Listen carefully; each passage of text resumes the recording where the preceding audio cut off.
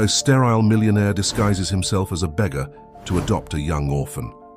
Days later, he is shocked to hear a little boy call him Daddy. Alexander Rothschild III stood at the floor-to-ceiling window of his penthouse suite, gazing out at the glittering New York City skyline. The view was breathtaking, a testament to the wealth and power of the Rothschild Empire. Yet as he stood there in his tailored Armani suit, a glass of 30-year-old Scotch in hand, Alexander felt nothing but emptiness. At 28 years old, he was the heir apparent to one of the largest financial conglomerates in the world. His life had been meticulously planned from the moment he was born, every decision made with the singular goal of preparing him to take over the family business. But tonight, on the eve of his 29th birthday, Alexander couldn't shake the feeling that he was suffocating under the weight of expectations.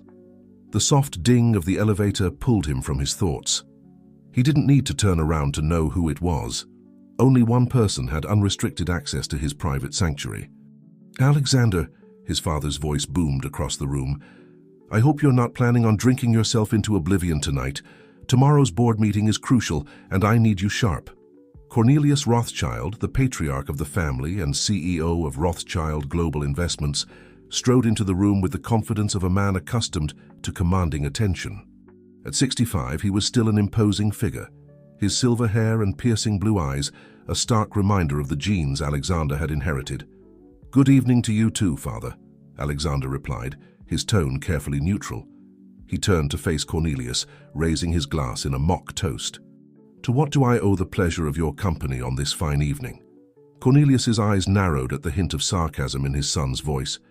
"Put that drink down, Alexander. We need to talk." With a sigh, Alexander set the glass on a nearby table and gestured to the leather armchairs in the living area. As they sat down, he couldn't help but feel like a schoolboy about to be reprimanded by the headmaster. "I've been watching you closely these past few months," Cornelius began, his tone measured. "Your performance at work has been adequate, but I can't help but feel that you're lacking something crucial." Alexander fought the urge to roll his eyes. "And what might that be, Father?" "I've exceeded every target you've set. The Hong Kong merger was a resounding success. What more could you possibly want?" Cornelius leaned forward, his gaze intense. "Hunger, Alexander. The drive to not just meet expectations, but to crush them. To build something greater than what came before. I don't see that fire in your eyes." The words stung more than Alexander cared to admit. He'd spent his entire life trying to live up to his father's impossible standards, and it was never enough. "Perhaps if you'd ever given me the chance to prove myself beyond your carefully controlled parameters, you'd see that fire," he retorted, unable to keep the bitterness from his voice. A tense silence fell between them. Cornelius stood up abruptly and walked to the window, his back to Alexander. When he spoke again, his voice was softer, almost contemplative.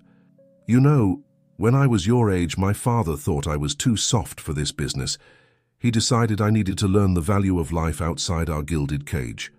Alexander's interest was piqued despite himself. His father rarely spoke about his own past. "What did he do?" Cornelius turned back to face his son, a strange mix of emotions playing across his usually stoic features. "He arranged a marriage for me, to a woman from a working-class family in Brooklyn. It was an enlightening experience." "You've never mentioned this before," Alexander said, his mind reeling from the revelation. "What happened?" "That's a story for another time," Cornelius replied dismissively. "The point is, it taught me valuable lessons about the real world, lessons that shaped me into the man I am today." A sense of unease began to creep over Alexander. He didn't like where this conversation was heading. "Father, why are you telling me this now?" Cornelius's expression hardened, the brief moment of vulnerability vanishing as quickly as it had appeared. "Because, Alexander, I've come to the conclusion that you need a similar wake-up call. It's time for you to step out of your comfort zone and prove that you're worthy of the Rothschild name." Alexander stood up, his heart racing. "What are you saying?" "I'm saying," Cornelius said, his voice laden with finality, "that I've arranged a marriage for you to a single mother from Queens. You'll meet her tomorrow, and the wedding will take place in 1 month." The room seemed to spin around Alexander. He gripped the back of the chair for support, his knuckles turning white. "You can't be serious. This is the 21st century, Father. You can't just..." "I can and I have," Cornelius cut him off. "This is not up for discussion, Alexander. You will do this, or you can kiss your inheritance goodbye. It's time you learned what it means to truly earn your place in this world." With that, Cornelius strode towards the elevator, leaving his son standing in shocked silence. As the doors closed behind him, Alexander's legs gave out and he sank into the chair.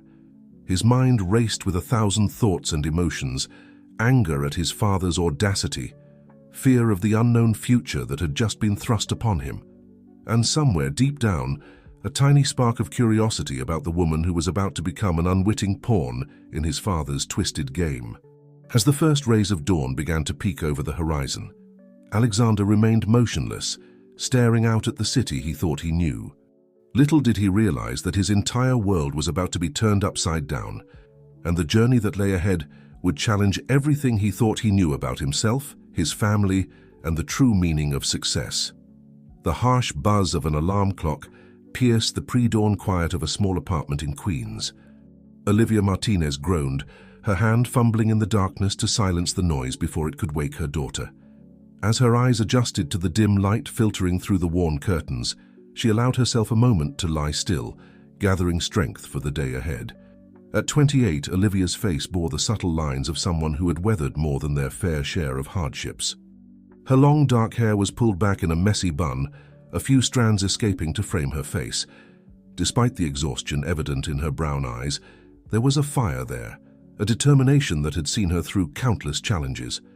With a soft sigh, she swung her legs over the side of the bed and stood up, wincing at the creak of the old floorboards. She padded quietly to the small kitchen, automatically starting the coffee maker, a luxury she allowed herself despite the tight budget. As the rich aroma filled the tiny space, Olivia leaned against the counter, her mind drifting to the strange phone call she had received the day before. A man claiming to be a lawyer for one of New York's wealthiest families had contacted her, requesting a meeting to discuss a life-changing opportunity. Olivia had been skeptical at first, assuming it was some kind of scam. But after some research and a few discreet inquiries, she had confirmed that the law firm was indeed legitimate. The whole situation felt surreal. What could a family like the Rothschilds possibly want with her? Olivia had spent the night tossing and turning, her mind conjuring up wild scenarios, but none of them came close to the reality she was about to face. A soft whimper from the bedroom pulled her from her thoughts. Olivia moved quickly, entering the room just as her 5-year-old daughter Sophie began to stir. "Good morning, my little sunshine," Olivia whispered, sitting on the edge of the bed and brushing Sophie's curly hair from her forehead. Sophie's eyes fluttered open, a sleepy smile spreading across her face. "Morning, Mommy. Is it school day?" Olivia nodded, her heart swelling with love for this little girl who had become her whole world. "Yes, baby. But remember, after school you're going to stay with Aunt Maria for a little while. Mommy has an important meeting." As she helped Sophie get ready for the day, Olivia's mind wandered back to the impending meeting. She couldn't shake the feeling that whatever this opportunity was, it would come with strings attached. Nothing in life was ever truly free, especially not for someone in her position. Once Sophie was safely on the school bus, Olivia rushed to get herself ready. She put on her best outfit, a simple black dress that she kept for job interviews and special occasions. Looking in the mirror, she took a deep breath, trying to project an air of confidence she didn't entirely feel. The trip to Manhattan was a blur of crowded subway cars and bustling streets. As Olivia approached the towering skyscraper that housed the Rothschild empire, she felt increasingly out of place. The sleek glass and steel structure seemed to mock her, a stark reminder of the vast gulf between her world and the one she was about to enter. In the opulent lobby, a receptionist with a polite but distant smile directed her to a private elevator. As the doors closed and the elevator began its smooth ascent, Olivia's stomach churned with a mixture of anticipation and dread. The elevator opened directly into a plush office, where an older man with silver hair and piercing blue eyes stood waiting. His tailored suit probably cost more than Olivia made in a month, but it was the air of authority he exuded that truly intimidated her. "Ms. Martinez," he said, his voice smooth and controlled. "I'm Cornelius Rothschild. Thank you for coming on such short notice." Olivia shook his offered hand, acutely aware of the calluses on her palm. a testament to years of hard work. "Mr. Rothschild, it's a pleasure to meet you. I must admit I'm curious about why you wanted to see me." Cornelius gestured to a set of leather chairs. "Please have a seat. What I'm about to propose may come as a shock, but I assure you, it could be the solution to many of your problems." As Olivia sat down, her mind raced. What kind of proposal could this man possibly have for her? She watched as Cornelius settled into the chair across from her, his expression unreadable. "Ms. Martinez, I'll be direct. I have a son, Alexander, who is in need of, let's call it a life lesson. I believe you could be instrumental in providing that lesson." Olivia's brow furrowed in confusion. "I'm sorry, Mr. Rothschild, but I don't understand. How could I possibly help your son?" Cornelius leaned forward, his gaze intense. "By marrying him." The words hung in the air between them, heavy and surreal. Olivia blinked, certain she had misheard. "Excuse me?" "You heard correctly, Ms. Martinez. I'm proposing an arranged marriage between you and my son. It would be for a minimum of 1 year, during which time you and your daughter would live in a penthouse apartment we would provide. All of your expenses would be covered, and upon completion of the year you would receive a substantial financial settlement." Olivia felt as though the floor had dropped out from beneath her. She struggled to find her voice, her mind reeling. "Mr. Rothschild, this is... I don't even know what to say. Why me? Why would you choose a complete stranger for your son?" Cornelius's expression softened slightly, though his eyes remained calculating. "You come from a world very different from ours, Ms. Martinez. You've faced struggles my son can't even imagine. I believe this experience will teach him valuable lessons about life, responsibility, and the true meaning of success." As the full implications of the proposal began to sink in, Olivia felt a surge of indignation. "So, you want to use me and my daughter as some kind of object lesson for your son? We're not a social experiment, Mr. Rothschild." "I understand your reservations," Cornelius said, his tone placating. "But consider what this could mean for your daughter. The best education, opportunities she might never have otherwise. And you, Ms. Martinez, financial security, a chance to pursue your own dreams without the constant struggle to make ends meet." Olivia stood up abruptly, her hands shaking. "I need some air. It's too much to process." Cornelius nodded, seemingly unsurprised by her reaction. "Of course, take some time to think it over. But remember, opportunities like this don't come along every day. Sometimes we have to make difficult choices for the greater good." As Olivia fled the office, her mind was a whirlwind of conflicting emotions. Part of her wanted to run as far away from this insane proposal as possible. But another part, the part that had lain awake at night worrying about bills, about Sophie's future, couldn't help but consider the possibilities. In the elevator, Olivia caught her reflection in the mirrored walls. The woman staring back at her looked lost, overwhelmed by the weight of the decision before her. As the doors opened to the lobby, she took a deep breath, straightening her shoulders. Whatever choice she made, Olivia knew one thing for certain: her daughter's well-being would be the deciding factor.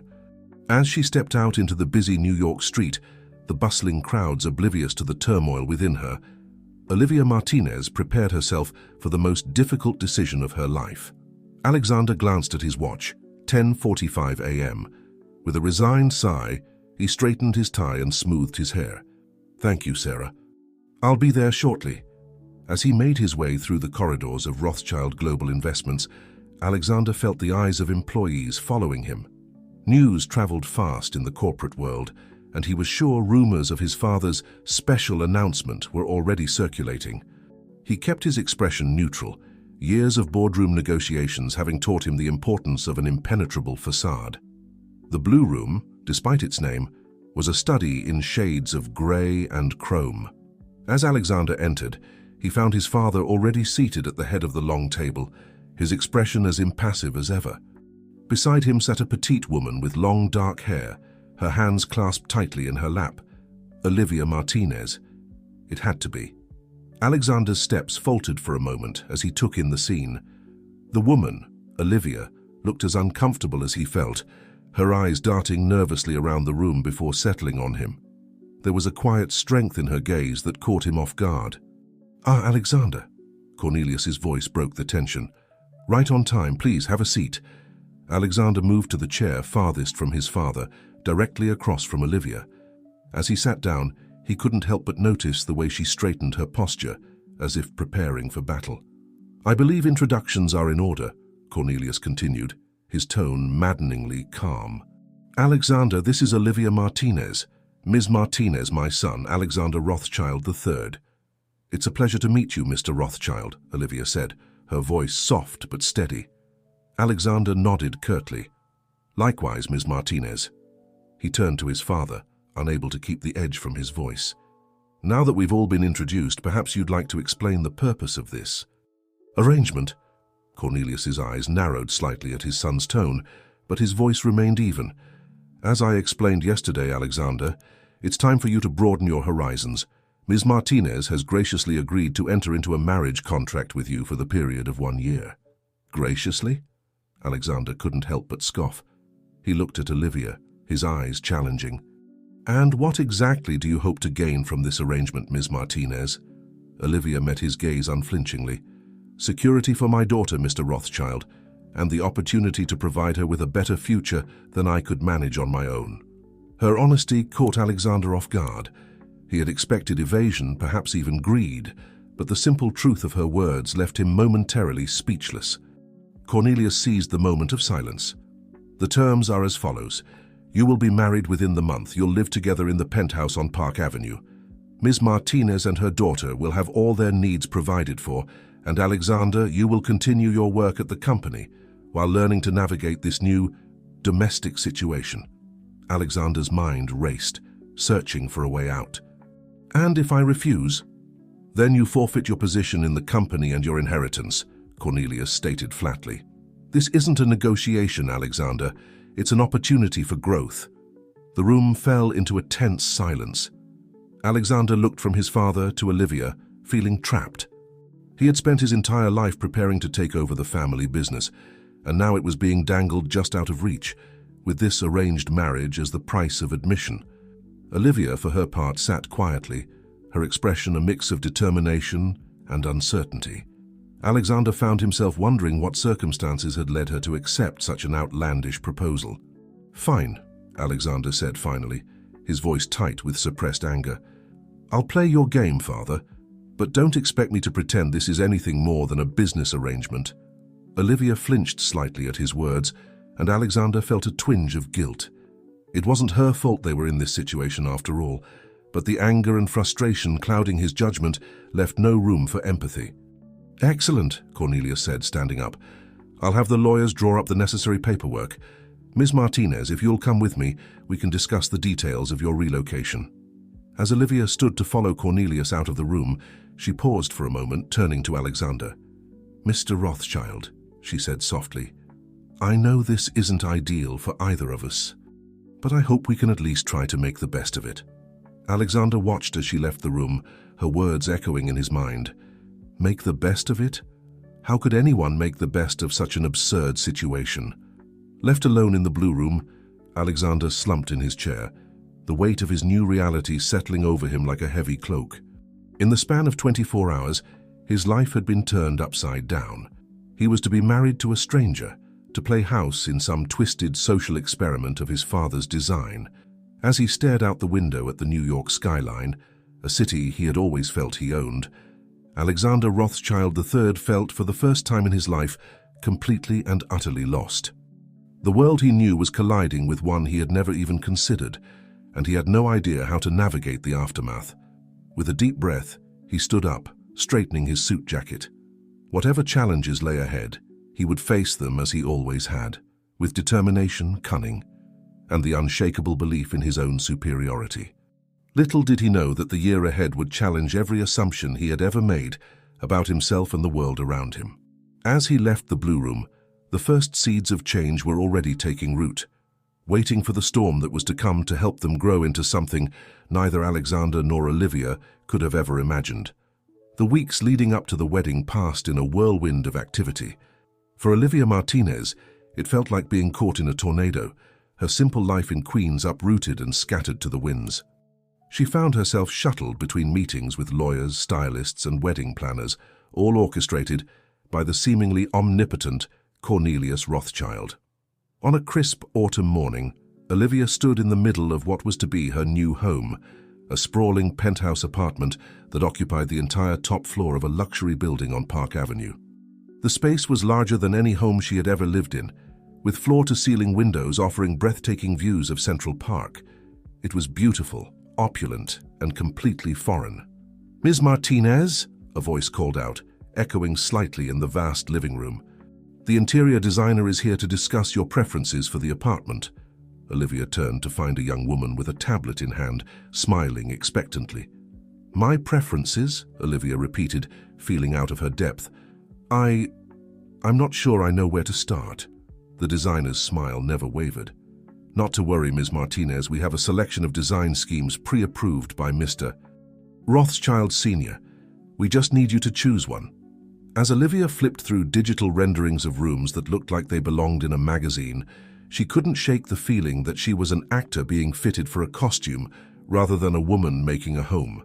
Each design was exquisite, but none of them felt like her. Is there perhaps something a little simpler?" Olivia asked hesitantly. "Maybe with some space for my daughter's artwork?" The designer's smile faltered for just a moment before she recovered. "Of course, Ms. Martinez. We'll see what we can do to personalize the space within the approved parameters." Meanwhile, across town in the Rothschild Global Investments building, Alexander was facing his own set of preparations. He sat in a meeting room, surrounded by a team of PR specialists and image consultants. "The narrative we're pushing is Rothschild heir gives back," a sharp-suited woman was saying, gesturing to a presentation on the screen.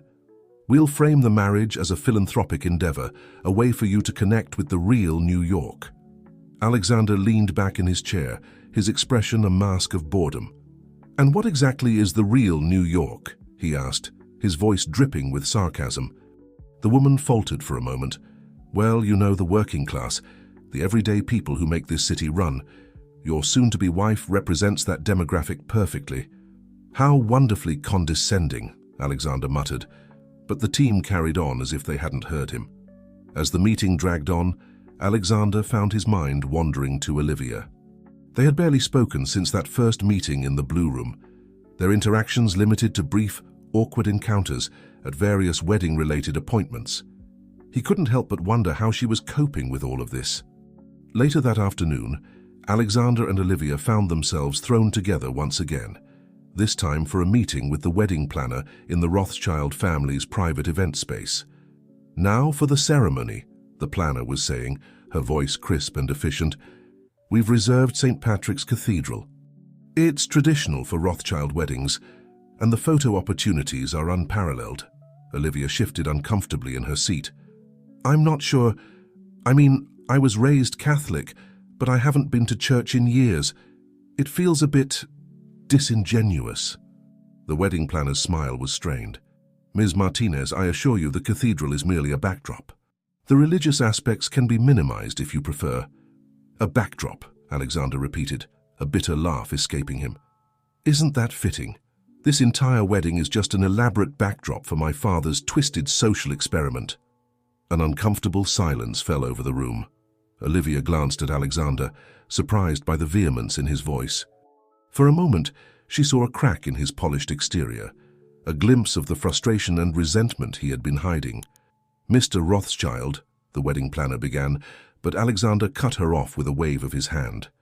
"No, let's be honest for once," he said, standing up and pacing the room. "This isn't a wedding. It's a business transaction dressed up in white lace and flowers. So why don't we drop the pretense and treat it like one?" Olivia watched him, a mixture of emotions swirling within her. On one hand, his words stung, a harsh reminder of the reality of their situation. On the other, she felt a strange sense of relief at having the truth spoken aloud.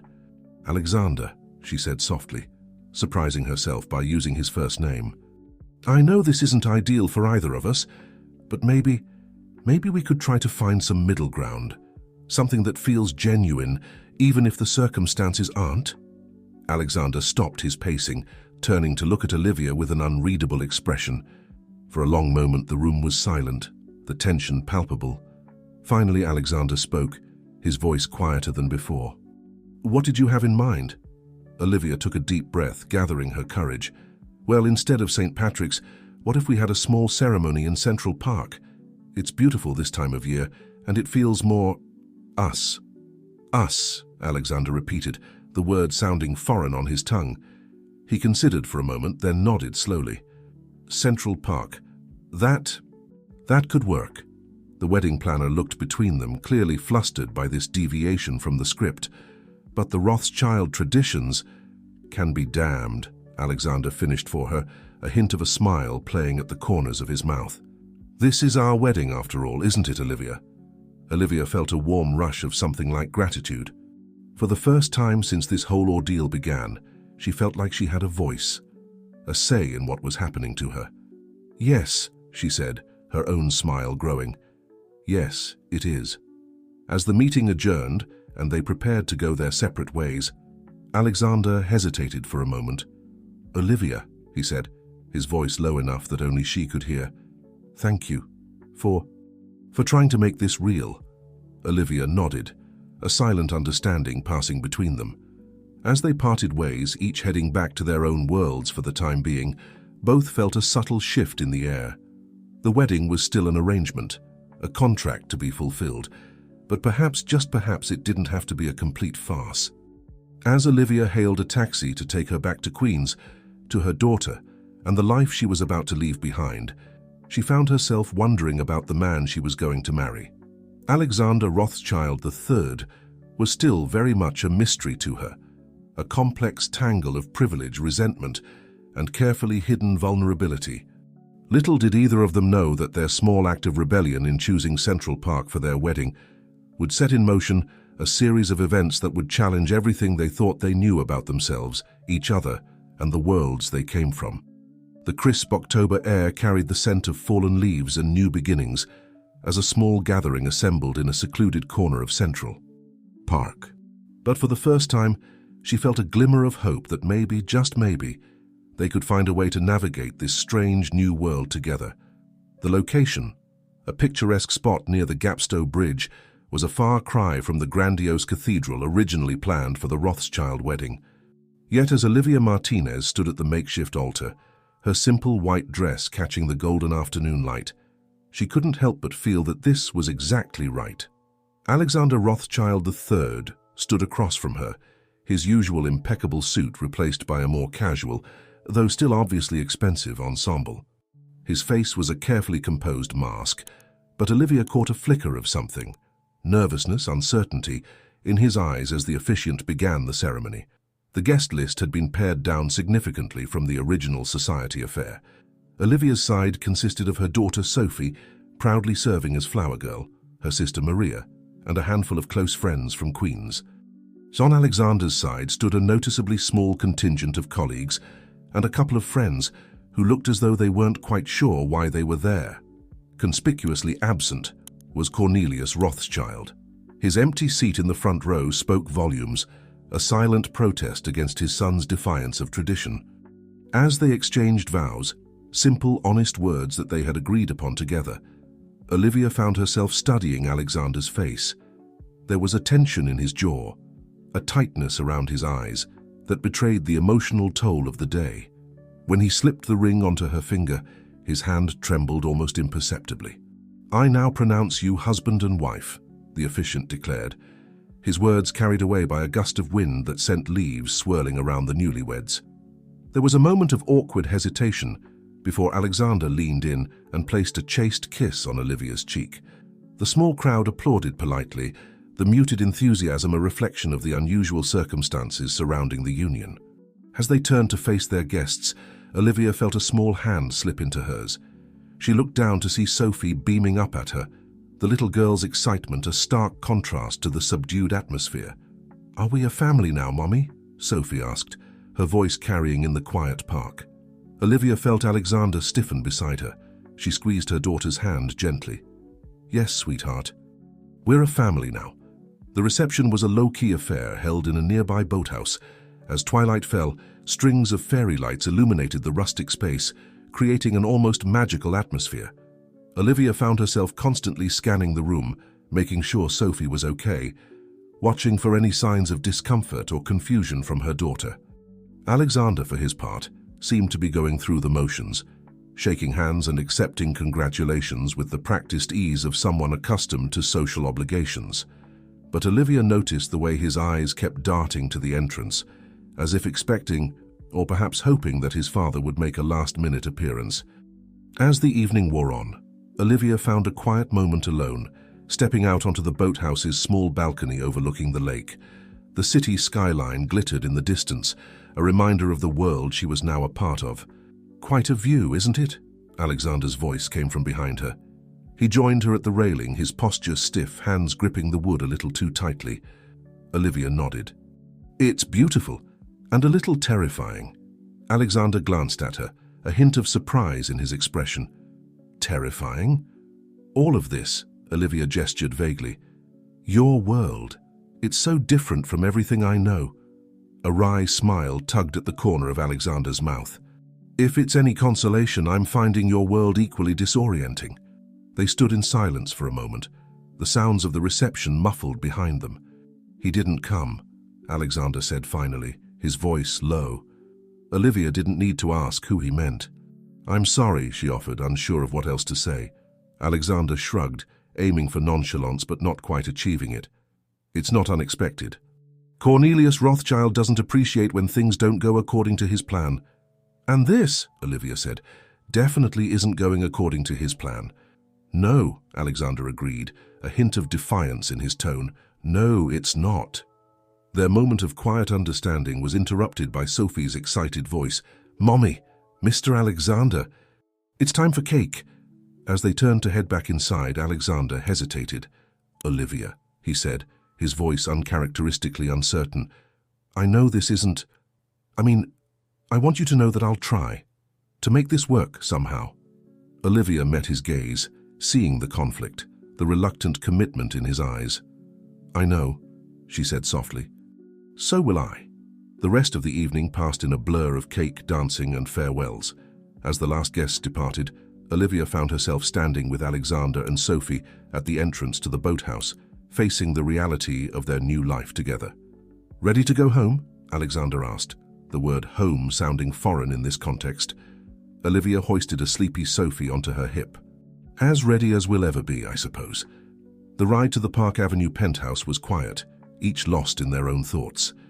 Sophie dozed against Olivia's shoulder, while Alexander stared out the window, his expression unreadable. As they entered the apartment, their home now, Olivia was struck anew by its vastness, its impersonal luxury. She turned to Alexander, suddenly unsure of what came next. "I'll show you to your rooms," he said, breaking the silence. "The designers finished setting everything up yesterday."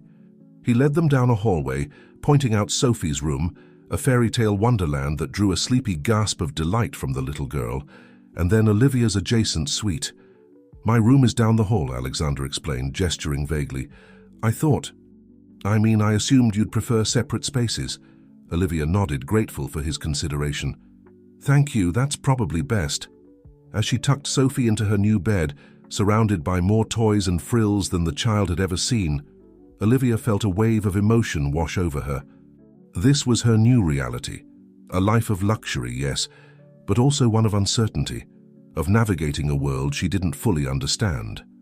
Later, as she lay in her own palatial bedroom, sleep eluding her, Olivia thought about the man down the hall, her husband, at least in name.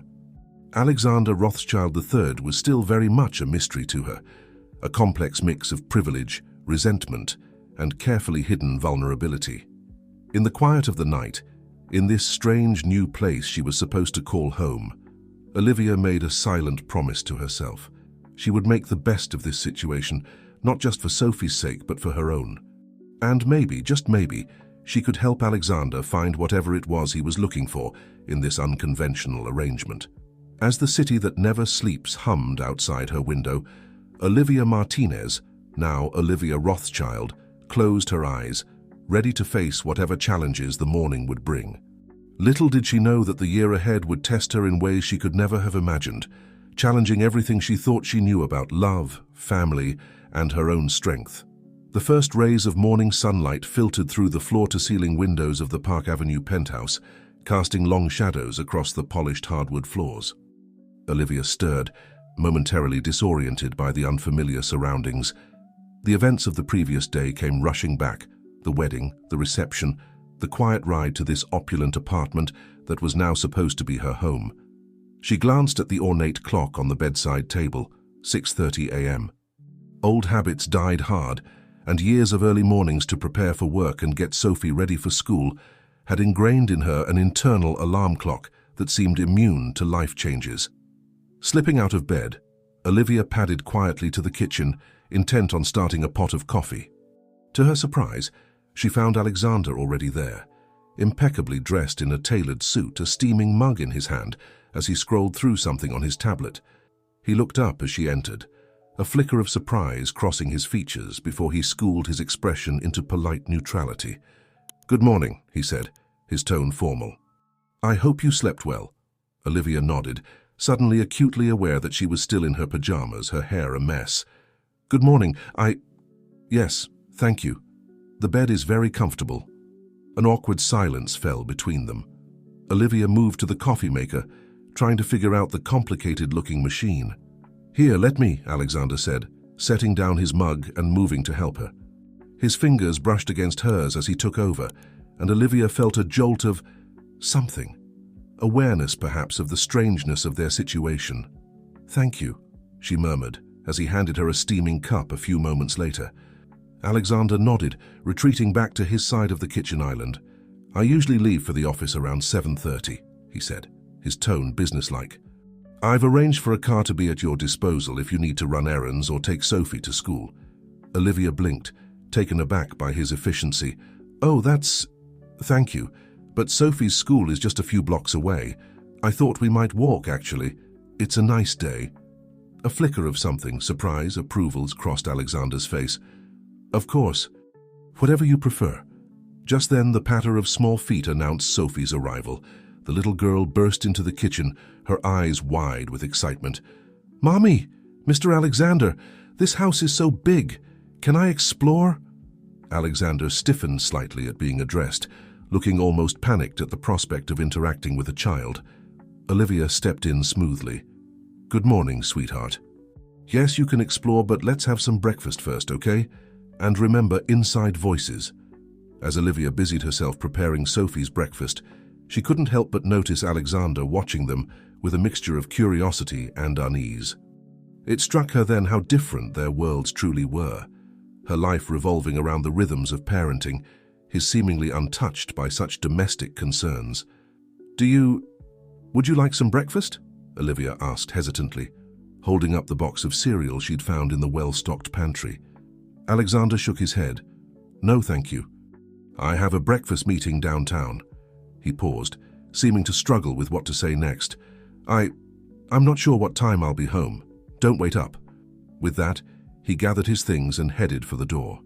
Olivia watched him go, a strange mix of relief and disappointment settling in her chest. As the day progressed, Olivia found herself alternating between awe at the luxury surrounding her and a deep sense of displacement.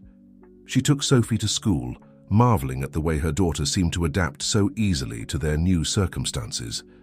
The other parents at the school gate regarded her with barely concealed curiosity, no doubt wondering about the new arrival in their exclusive world.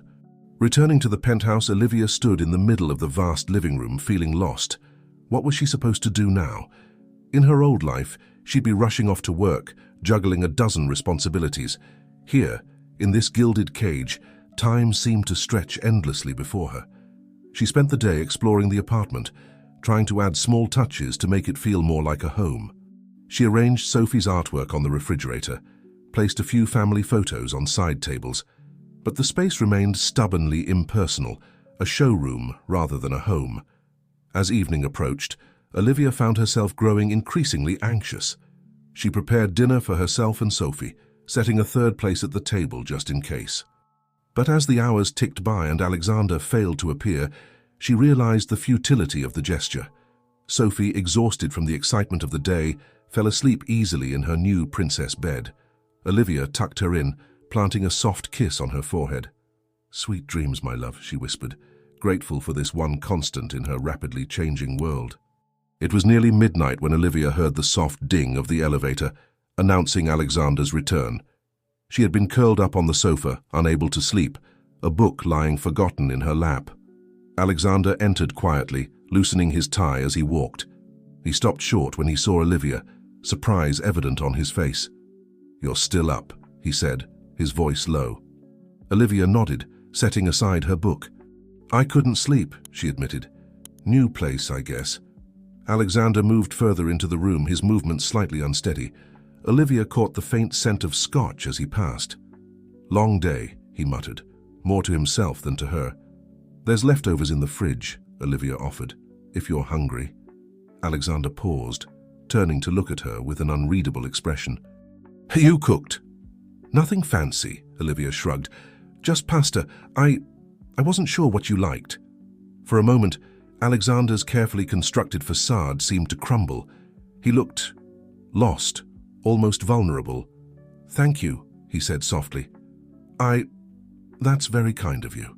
Olivia stood, suddenly feeling the need to do something, anything to break the tension. "I could heat it up for you if you'd like." Alexander shook his head. "No, I'm fine, thank you." He ran a hand through his hair, mussing its perfect style. "Olivia, I'm not very good at this." "This?" Olivia prompted gently.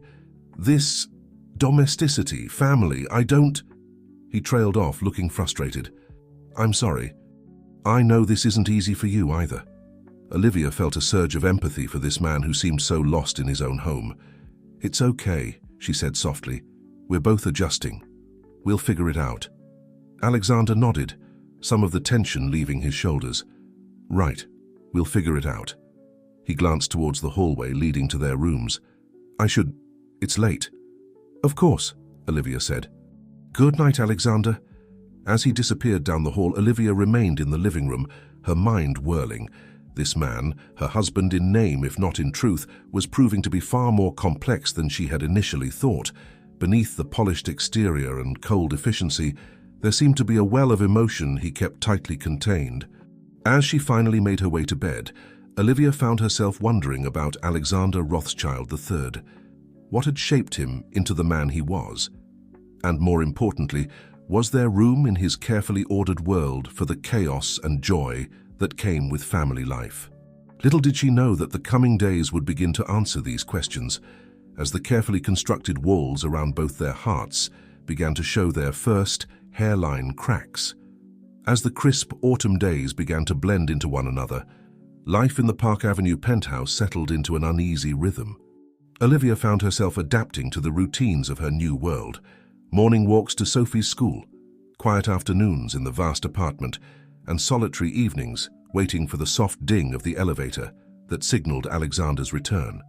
It was on a particularly blustery Thursday evening, nearly 3 weeks into their arrangement, that the first real crack appeared in the carefully constructed facade of their lives. Olivia was in the kitchen, humming softly to herself as she prepared dinner. Sophie sat at the island, her little legs swinging as she concentrated on her homework. The domestic scene was interrupted by the sudden, harsh ring of Olivia's phone. "Hello?" she answered, her brow furrowing as she listened to the voice on the other end. "Yes, this is Mrs. Rothschild. I see. Yes, of course. I'll be right there." Sophie looked up, concern evident in her young face. "Mummy? Is everything okay?" Olivia forced a smile, trying to keep the worry from her voice. "Everything's fine, sweetheart, but I need to go pick up Mr. Alexander. He's not feeling well." As she grabbed her coat and purse, Olivia's mind raced. The call had been from Alexander's assistant, informing her that he had collapsed during a meeting and was now in the building's medical office. The assistant had been discreet, but Olivia had caught the underlying message. This wasn't the first time something like this had happened. The trip downtown was a blur of anxious thoughts. When Olivia arrived at the imposing Rothschild Global Investments building, she was immediately ushered to a private elevator. The medical office was a stark clinical space that seemed at odds with the opulence of the rest of the building. Alexander was sitting on the edge of an examination table, his usually impeccable appearance in disarray. His tie was loosened, his shirt partially unbuttoned, and his face was pale and drawn. He looked up as Olivia entered, surprise and something like embarrassment flashing across his features. "Olivia," he said, his voice hoarse. "You didn't have to come." She approached him cautiously, as one might a wounded animal. "Of course I came. You're my husband." The words hung between them, heavy with the weight of their unusual situation. Alexander looked away, unable to meet her gaze. The doctor, a distinguished-looking man in his 60s, cleared his throat. "Mrs. Rothschild, I'm Dr. Kensington.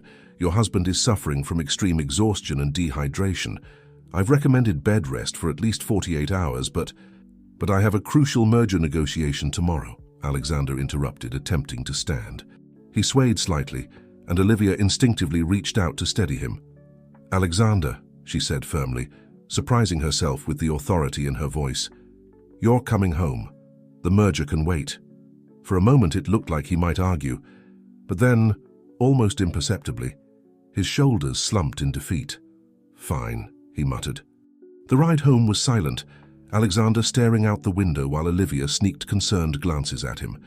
When they arrived at the penthouse, Sophie was waiting, her eyes wide with worry. "Mr. Alexander," she said hesitantly, "are you sick?" Alexander looked at the little girl, seemingly at a loss for words. Olivia stepped in smoothly. "Mr. Alexander is just very tired, sweetheart. He needs to rest. Why don't you go finish your homework in your room?" As Sophie scampered off, Olivia turned to Alexander. "Come on," she said gently. "Let's get you to bed." To her surprise, he didn't resist as she led him to his room. It was the first time she had been in his personal space, and she was struck by how impersonal it was. No photos, no personal touches, just expensive furniture and abstract art. Alexander sat heavily on the edge of the bed, looking lost. Olivia busied herself drawing the curtains and turning down the covers. "Do you need anything?" she asked. "Water? Something to eat?" He shook his head. "No, thank you, I'm fine." Olivia hesitated, then sat down next to him on the bed. "Alexander," she said softly, "what happened?" For a long moment, he was silent. Then, in a voice so low she had to strain to hear, he said, "I failed." "What do you mean?" Alexander ran a hand through his hair, a gesture Olivia was beginning to recognize as a sign of distress. "The merger. It's not going well. My father, he's been breathing down my neck demanding results. I've been working around the clock trying to make it happen, but—" He trailed off, and Olivia felt a surge of sympathy. For the first time, she saw beyond the polished exterior to the man beneath, a man buckling under the weight of impossible expectations. "Alexander," she said gently, "you're pushing yourself too hard. You need to rest." He laughed bitterly. "Rest? In my world, Olivia, rest is a luxury I can't afford. My father—" "Your father," Olivia interrupted, a hint of steel in her voice, "is not here. I am, and I'm telling you as your wife that you need to take care of yourself." Alexander looked at her then, really looked at her as if seeing her for the first time. "Why do you care?" he asked, his voice raw with vulnerability. Olivia paused, considering her words carefully. "Because," she said finally, "like it or not, we're in this together. And I don't like seeing anyone run themselves into the ground, especially not someone I'm starting to consider a friend." The word friend seemed to hang in the air between them, a tentative olive branch extended across the chasm of their differences. After a long moment, Alexander nodded. "Okay," he said softly. "Okay." As Olivia helped him get settled in bed, she couldn't help but feel that something had shifted between them. The carefully maintained distance, the polite facade they had both clung to, had cracked, revealing glimpses of the real people beneath. Later that night, as Olivia lay in her own bed, her mind replayed the events of the evening. She thought about the vulnerable man she had seen, so different from the confident, almost arrogant figure Alexander usually presented to the world. She thought about the pressure he was under, the expectations he carried on his shoulders. And for the first time since this arranged marriage began, Olivia found herself wondering not about how she would survive this year, but about how she could help Alexander navigate the challenges he faced. It was a subtle shift, but a profound one, from reluctant participant to active partner. As she drifted off to sleep, Olivia made a silent promise to herself.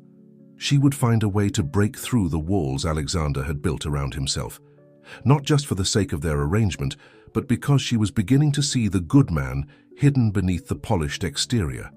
Little did she know that this moment of connection, this first real crack in their carefully constructed facades, would set in motion a series of events that would challenge everything they thought they knew about themselves, each other, and the true meaning of partnership. The pale morning light filtered through the curtains of Alexander's bedroom, casting a soft glow over his sleeping form. Olivia stood in the doorway, a tray of breakfast balanced carefully in her hands, hesitating. This was new territory for both of them, crossing the unspoken boundary between their separate lives within the penthouse.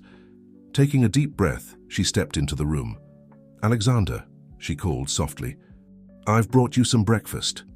Alexander stirred, blinking groggily as he took in the sight of Olivia standing by his bed. For a moment, confusion flickered across his face, quickly replaced by recognition and then, surprisingly, a hint of warmth. "Olivia," he murmured, his voice rough with sleep. "You didn't have to do that." She set the tray down on the bedside table, shrugging slightly. "I wanted to. How are you feeling?" Alexander pushed himself up to a sitting position, wincing slightly. "Better, I think. Just tired." Olivia perched on the edge of the bed, her concern evident. "The doctor said you need to rest for at least 48 hours. I've already called your office and informed them you won't be in today or tomorrow." For a moment, panic flashed in Alexander's eyes. "But the merger can wait," Olivia interrupted firmly. "Your health is more important." Alexander stared at her, a mix of emotions playing across his face: surprise, gratitude, and something else Olivia couldn't quite identify. Finally, he nodded. "Thank you," he said softly. As Alexander ate, Olivia found herself studying him. Without his usual armor of tailored suits and carefully controlled expressions, he seemed younger, more vulnerable. It struck her how little she really knew about this man she had married. "Tell me about the merger," she said suddenly. Alexander looked up, surprise evident in his eyes. "You want to know about my work?" Olivia nodded. "We're partners in this, aren't we? Even if it's not a conventional marriage, I'd like to understand what you do, what's important to you." For a moment, Alexander hesitated. Then, slowly at first, but with growing animation, he began to explain the intricacies of the merger he was working on. Olivia listened intently, asking questions and offering insights that surprised them both. As the morning wore on, their conversation flowed more easily. Alexander found himself sharing stories from his childhood. The pressure of growing up as the Rothschild heir, the constant drive for perfection, the distant relationship with his father. In turn, Olivia opened up about her own struggles, raising Sophie as a single mother, the challenges of making ends meet, the dreams she had put on hold. "I always wanted to start my own business," she admitted. "A small bakery, nothing fancy, just a place where people could come for a good cup of coffee and a slice of homemade pie." Alexander's eyes lit up with interest. "Why didn't you?" Olivia shrugged. "Life got in the way. Having Sophie struggling to pay the bills, dreams had to take a back seat to reality." As they talked, something shifted between them. The walls they had built, the careful distance they had maintained, began to crumble. For the first time, they saw each other not as reluctant partners in an arranged marriage, but as individuals with hopes, fears, and dreams. The day passed quickly, punctuated by Sophie's excited chatter when she returned from school and quiet moments of companionable silence. As evening fell, Olivia found herself reluctant to leave Alexander's side. "I should let you rest," she said finally, standing up. Alexander reached out, catching her hand. The touch sent a jolt of awareness through them both. "Olivia," he said softly, "thank you for today, for everything." She squeezed his hand gently. That's what partners are for. As Olivia left the room, closing the door softly behind her, Alexander leaned back against his pillows. His mind was a whirlwind of thoughts and emotions.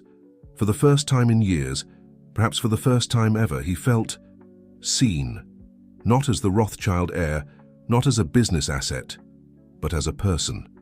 Meanwhile, Olivia stood in the hallway, her hand still tingling from Alexander's touch. She had glimpsed a side of him today that she never expected. A man with doubts and insecurities, yes, but also with a quick wit and a surprising depth of understanding. Over the next few days, as Alexander recuperated, A new rhythm emerged in the penthouse. Olivia would bring him breakfast each morning and they would talk about business, about their pasts, about their hopes for the future. In the evenings, they would have dinner together with Sophie, the little girl's chatter filling the once silent apartment with laughter. On the third day, as Alexander prepared to return to work, he found Olivia in the kitchen, poring over a stack of papers. "What's all this?" he asked, curiosity piqued. Olivia looked up, a slight blush coloring her cheeks. "Oh, it's nothing. Just some old business plans I drew up years ago, for the bakery." Alexander sat down beside her, genuinely interested. "May I see?" As they pored over the plans together, Alexander found himself impressed by Olivia's thoroughness and creativity. "These are good," he said, surprise evident in his voice. "Really good. Why didn't you ever pursue this?" Olivia shrugged. "Like I said, life got in the way, and well, I'm not sure where I fit in this new world." Alexander was quiet for a moment, considering. Then, with a decisiveness that surprised them both, he said, "Let's do it." Olivia blinked. "Do what?" "Open the bakery. We have the resources. You have the passion and the skills. Why not make your dream a reality?" For a moment, Olivia was speechless. Then slowly a smile spread across her face. "You're serious?" Alexander nodded, feeling a surge of excitement he hadn't experienced in years. "Absolutely. We're partners, right? Let's build something together." As they began to discuss possibilities, their heads bent close over the papers. Neither of them noticed Sophie watching from the doorway, a knowing smile on her young face. That night, as Olivia lay in bed, her mind racing with plans and possibilities, she realized something fundamental had changed. This arrangement, this marriage of convenience, had become something more. It had become a partnership, a meeting of minds, and perhaps of hearts. Across the hall, Alexander too lay awake, his thoughts a whirlwind. For the first time in his life, he felt excited about something beyond the next business deal. He felt alive. As both of them drifted off to sleep, neither realized that their worlds had shifted irrevocably. The walls between them had begun to crumble, and in their place something new and unexpected was beginning to grow. Little did they know that this newfound connection would soon be tested in ways they could never have anticipated, as the outside world and their own pasts threatened to intrude on the fragile new reality they were building together. The aroma of freshly baked bread and cinnamon filled the air of the small commercial kitchen Olivia had rented for the day. She stood at a stainless steel counter, flour dusting her cheeks, her hair pulled back in a messy bun. Beside her, much to her surprise, stood Alexander, his usually impeccable suit replaced by jeans and a casual button-down, sleeves rolled up to his elbows. "Okay," Olivia said, a hint of amusement in her voice. "Let's see if the great Alexander Rothschild can handle a rolling pin." Alexander raised an eyebrow, accepting the challenge. "I'll have you know I excel at everything I attempt." As he began to roll out the dough for apple turnovers, his movements clumsy but determined, Olivia couldn't help but marvel at how much had changed in the past few weeks. The project of opening her bakery had breathed new life into their arrangement, transforming it from a cold business deal into something warm and unexpectedly fulfilling. You know," Alexander said, pausing to wipe flour from his brow, "I can't remember the last time I did something this hands-on. It's oddly satisfying." Olivia smiled, reaching over to adjust his grip on the rolling pin. "It's about creation, not just acquisition. There's joy in making something from scratch, in seeing the fruits of your labor." As their hands touched, a spark of awareness passed between them. For a moment they stood frozen, the air thick with unspoken emotions. Then the timer dinged, breaking the spell.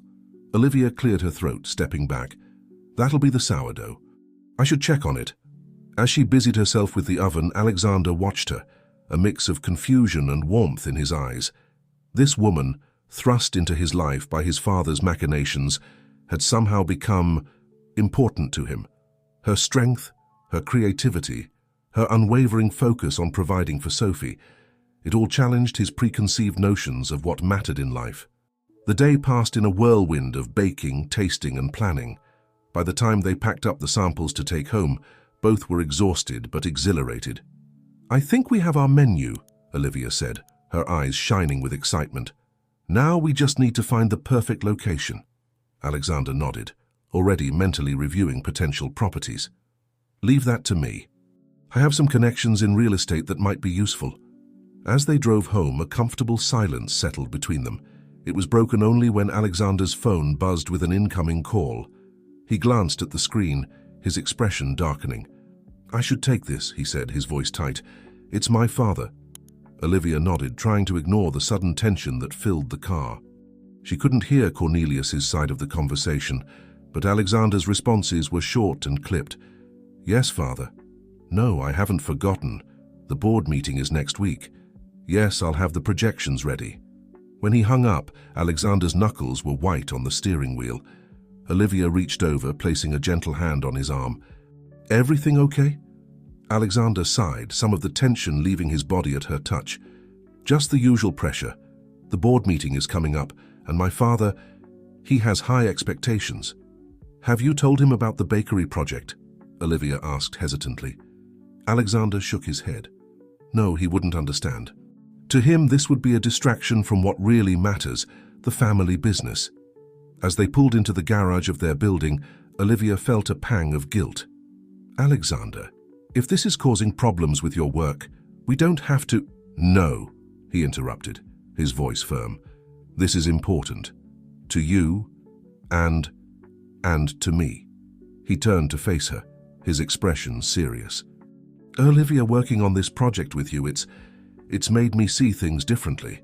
For the first time in my life, I'm doing something because I want to, not because it's expected of me. Olivia felt a warm glow in her chest at his words. I'm glad, she said softly. You deserve to have something that's just for you. As they rode the elevator up to the penthouse, both lost in thought, neither noticed the way they stood closer together than usual, their hands almost but not quite touching. The next week passed in a blur of activity. While Olivia fine-tuned her recipes and worked on a business plan, Alexander divided his time between his corporate responsibilities and searching for the perfect location for the bakery. They fell into a rhythm, working side by side in the evenings, brainstorming ideas over late-night cups of coffee. It was during one of these late-night sessions, with Sophie long asleep and the city lights twinkling beyond the windows, that Alexander broached a subject he'd been avoiding. Olivia, he said, his voice hesitant, there's something I need to ask you. She looked up from her laptop, sensing the seriousness in his tone. What is it? Alexander took a deep breath. The board meeting is the day after tomorrow. It's important. My father will be there along with all the key stakeholders. I was wondering if you'd come with me. Olivia blinked in surprise. Me? But I don't know anything about your business world. That's not true, Alexander said, leaning forward. You've been helping me with the merger plans, offering a fresh perspective. And more than that, you ground me, Olivia. When you're around, I feel more confident, more myself. The vulnerability in his voice touched something deep within Olivia. Of course I'll come, she said softly. We're partners, remember? The smile that lit up Alexander's face was breathtaking in its genuineness. For a moment, Olivia felt her heart skip a beat. But as the day of the board meeting approached, a sense of unease settled over both of them. They were stepping into new territory, blurring the lines between their arranged marriage and something deeper, more real. On the morning of the meeting, as Olivia stood in front of her closet, agonizing over what to wear, she couldn't shake the feeling that they were standing on the precipice of something momentous. This meeting wasn't just about Alexander's business dealings. It was about presenting themselves as a united front, as a true couple. As she finally settled on a sleek black dress, Olivia caught sight of her reflection in the mirror. The woman staring back at her looked different somehow, more confident, more alive.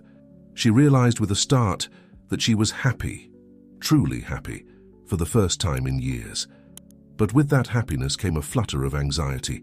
The more real this became, the more they had to lose. As she stepped out of her room to meet Alexander, Olivia silently steeled herself for whatever challenges lay ahead.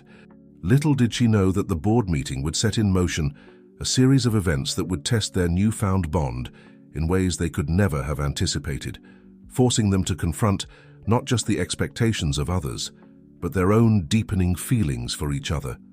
The sleek elevator ascended smoothly, its mirrored walls reflecting the image of Alexander and Olivia standing side by side. Alexander, impeccable in his tailored suit, exuded an air of confidence that Olivia knew was at least partially a facade. She could see the tension in the set of his shoulders, the slight clench of his jaw. Olivia reached out, gently squeezing his hand. "You've got this," she said softly. Alexander looked down at their joined hands, then up at Olivia's face. A small smile tugged at the corners of his mouth. "We've got this," he corrected her. As the elevator doors opened onto the executive floor of Rothschild Global Investments, Olivia took a deep breath, squaring her shoulders. The corridor before them was all polished marble and expensive artwork, a world away from the cozy kitchen where they'd spent the past week planning their bakery. Alexander led the way to the boardroom, his hand resting lightly on the small of Olivia's back. The gesture, both protective and possessive, sent a small thrill through her. As they entered the room, all eyes turned to them. Olivia felt the weight of the stares, the silent assessments being made. At the head of the long table sat Cornelius Rothschild, his piercing gaze fixed on the couple. "Alexander," Cornelius said, his voice cool. "So glad you could join us, and Mrs. Rothschild, what an unexpected pleasure." Alexander's hand tightened slightly on Olivia's back. "Father," he replied, his tone matching Cornelius's in its formality. "Olivia has been instrumental in helping me prepare for today's presentation. I thought it only fitting that she be here." A ripple of murmurs went through the room. Olivia could feel the curiosity, the skepticism, even the disdain from some of the board members. But she held her head high, drawing strength from Alexander's steady presence beside her. As they took their seats, Alexander at his father's right hand and Olivia beside him, Cornelius called the meeting to order. "Now then," he said, his voice carrying easily across the room, "I believe we're all eager to hear about the progress of the merger. Alexander." Alexander stood, buttoning his jacket as he moved to the front of the room. As he began his presentation, Olivia watched with a mixture of pride and awe. This was a side of Alexander she had glimpsed only in fragments, the confident businessman, the strategic thinker, the natural leader. But as the presentation progressed, Olivia noticed something else. When Alexander spoke about projected growth and market expansion, his words were confident but rehearsed. But when he touched on ideas they had discussed together, community impact, employee satisfaction, long-term sustainability, his eyes lit up with genuine passion. The board members listened attentively, some nodding in approval, others frowning in concentration. But it was Cornelius's reaction that Olivia watched most closely. The patriarch's expression remained impassive, but there was a calculating gleam in his eye that made her uneasy. As Alexander concluded his presentation, there was a moment of silence before the questions began. Most were standard business queries, which Alexander fielded with ease. But then a silver-haired woman near the end of the table spoke up. "Mr. Rothschild," she said, her voice sharp, "while your presentation was comprehensive, I can't help but notice a shift in focus. Some of these initiatives seem rather soft, not what we've come to expect from Rothschild Global." Alexander straightened, his chin lifting slightly. "If by soft you mean focused on long-term stability and ethical growth, then yes, there has been a shift. I believe it's time for Rothschild Global to lead by example, to show that profit and social responsibility are not mutually exclusive." The woman's eyes narrowed. "And where, may I ask, did these new ideas come from?" Before Alexander could respond, Cornelius cut in smoothly. "I believe we have my daughter-in-law to thank for that." All eyes turned to Olivia. "Isn't that right, my dear? You've clearly had quite an influence on my son." Olivia felt her heart rate quicken, recognizing the trap being laid. But years of facing down challenges had taught her to stand her ground. She met Cornelius's gaze steadily. "If I've had any influence," she said, her voice clear and strong, "it's only been to encourage Alexander to express his own ideas. The vision he's presented today is entirely his own, and I believe it's one that will propel Rothschild Global into a new era of success." A tense silence fell over the room. Olivia could feel Alexander's eyes on her, filled with a mixture of gratitude and something deeper, more intense. Cornelius leaned back in his chair, his expression unreadable. "Well," he said finally, "it seems my son's marriage has been more transformative than I anticipated." He turned to the board members. "Let's take a short recess to discuss what we've heard. We'll reconvene in 15 minutes. As the board members filed out, Alexander moved quickly to Olivia's side. "Thank you," he said softly, his hand finding hers under the table. "For believing in me. For standing up to them." Olivia squeezed his hand. "Always," she replied, the word carrying more weight than either of them had expected.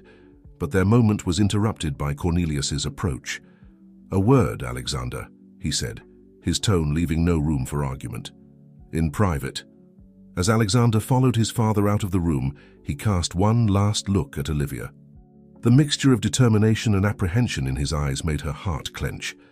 Left alone in the boardroom, Olivia took a deep breath, trying to calm her racing thoughts. She had come here today as Alexander's support, his partner. But standing up to Cornelius, defending Alexander's vision, it felt like a turning point. Not just for their business relationship, but for something deeper, something neither of them had dared to name. As she waited for Alexander's return, Olivia couldn't shake the feeling that everything was about to change. The careful balance they had struck, the comfortable routine they had fallen into, it all felt suddenly fragile. When Alexander finally re-entered the room, his face was pale but determined. He moved to Olivia's side, taking her hand in his. "Whatever happens next," he said softly, "I want you to know that I'm grateful. For everything. For you." Before Olivia could respond, the board members began to file back in. As Cornelius took his seat at the head of the table, his expression inscrutable, Olivia steeled herself for whatever was to come. The next few minutes would determine not just the future of Rothschild Global Investments, but the future of her relationship with Alexander. As Cornelius called the meeting back to order, Olivia held tightly to Alexander's hand, ready to face whatever challenges lay ahead. Together. The tension in the elevator was palpable as Alexander and Olivia descended from the executive floor. The board meeting had concluded less than an hour ago, but its repercussions were already rippling through their lives like aftershocks from an earthquake. Alexander stood rigidly, his jaw clenched, staring straight ahead at the elevator doors. Olivia watched him from the corner of her eye, concern etched on her features. She wanted to reach out, to offer comfort, but the walls Alexander had carefully constructed around himself in the aftermath of the meeting seemed impenetrable. As the elevator doors opened to the lobby, Alexander strode out quickly, Olivia hurrying to keep up. It wasn't until they were safely ensconced in the back of their waiting car that he finally spoke. "I'm sorry," he said, his voice low and strained, "for putting you in that position, for my father's behavior." Olivia shook her head, reaching out to take his hand. "You have nothing to apologize for, Alexander. I chose to be there. I'm proud of how you handled yourself." Alexander's laugh was bitter. "Proud? I just jeopardized years of work, Olivia. The board's decision to postpone the merger pending further review is tantamount to a vote of no confidence." "But they didn't outright reject it," Olivia pointed out. "Your ideas have merit, Alexander. They just need time to see that." Alexander turned to look at her, his eyes searching her face. "How can you have such faith in me?" The vulnerability in his voice made Olivia's heart ache. "Because I've seen the real you," she said softly. "Not the facade you show the world, but the man who gets excited about pie recipes and stays up late brainstorming business ideas. That man has vision and heart." For a moment, Alexander's carefully constructed mask slipped, revealing a mix of gratitude and something deeper, more intense. He opened his mouth as if to say something, then closed it again, turning to look out the window. The rest of the ride home passed in silence, but it was a different kind of silence than before, charged with unspoken emotions and possibilities. As they entered the penthouse, they were greeted by the sound of Sophie's laughter. The little girl came running, launching herself into Olivia's arms. "Mommy, Mr. Alexander, you're home!" Her excitement was infectious, and Olivia felt some of the tension from the day begin to dissipate. Alexander managed a small smile, ruffling Sophie's hair. "Hey there, kiddo. Have you been good for Mrs. Thompson?" As Sophie launched into an animated recounting of her day, Olivia watched Alexander's face soften.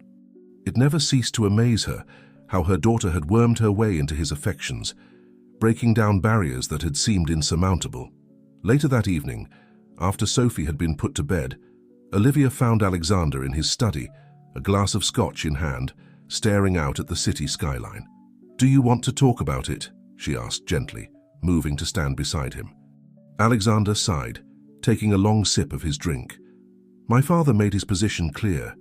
He thinks I've lost focus, that I'm letting personal matters cloud my judgment." Olivia felt a pang of guilt. "He means me, doesn't he? Us?" Alexander turned to face her, his expression fierce. "This isn't your fault, Olivia. My father, he's always seen the world in black and white, profit or loss. He can't understand that there might be a different way to do business." "And you?" Olivia asked softly. "What do you believe?" Alexander was quiet for a long moment, considering.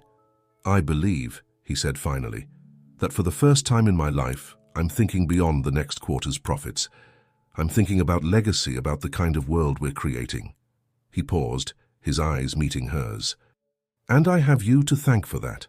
The intensity of his gaze made Olivia's breath catch. "Me?" Alexander set down his glass, moving closer to her. "You've shown me a different way of looking at the world, Olivia.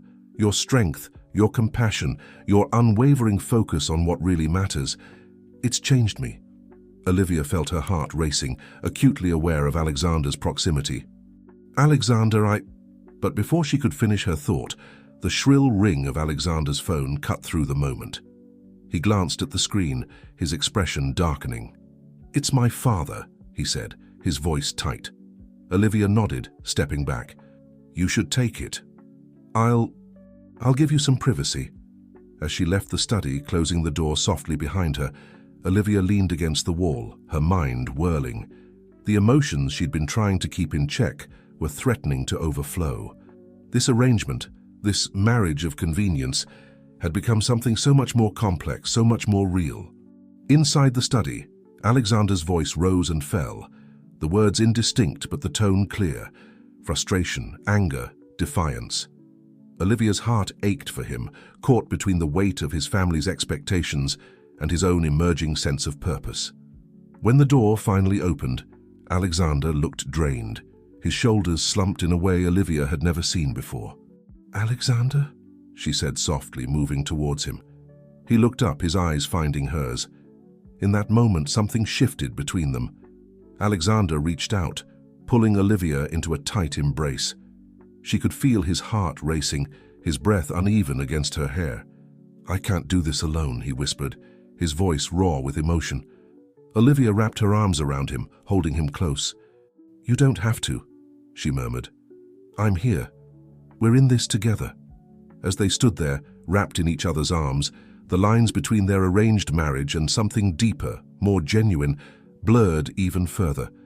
The challenges they faced, from Cornelius, from the board, from their own pasts, loomed large.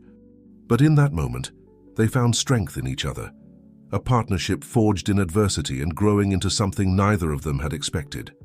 Little did they know that the true test of their bond was yet to come. As they held each other in the quiet of the penthouse, forces were already in motion that would shake the foundations of everything they thought they knew, forcing them to confront not just the expectations of others, but their own deepest fears and desires. The journey that had begun as a business arrangement was evolving into something far more powerful and far more dangerous to the carefully ordered world of the Rothschild Empire. The early morning sun streamed through the windows of the small storefront, casting a golden glow over the newly installed countertops and gleaming espresso machine. Olivia stood in the center of what would soon be her bakery, inhaling deeply.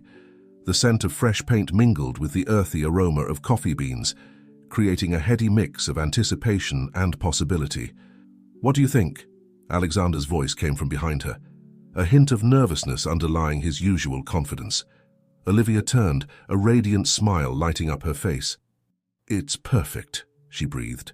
"I can't believe this is really happening." Alexander moved to stand beside her, his hand finding the small of her back in a gesture that had become increasingly familiar over the past weeks. "Believe it," he said softly. "You've earned this, Olivia." As they stood there, surveying the space that would soon be filled with the warmth of freshly baked bread and the chatter of customers, Olivia felt a surge of emotion. This dream, long buried under the weight of single motherhood and financial struggles, was finally coming to life. And it was all thanks to the man standing beside her, a man who had entered her life as a stranger, a business arrangement, and had somehow become so much more. "We should celebrate," Alexander said suddenly, turning to face her. "Tonight.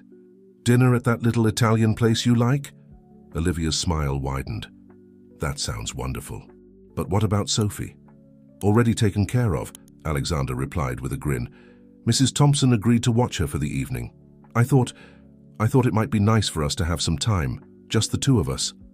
The implications of his words hung in the air between them, charged with unspoken possibilities. Olivia felt her heart rate quicken. "Yes," she said softly. "I'd like that." Their moment was interrupted by the chime of Alexander's phone. His expression darkened as he glanced at the screen.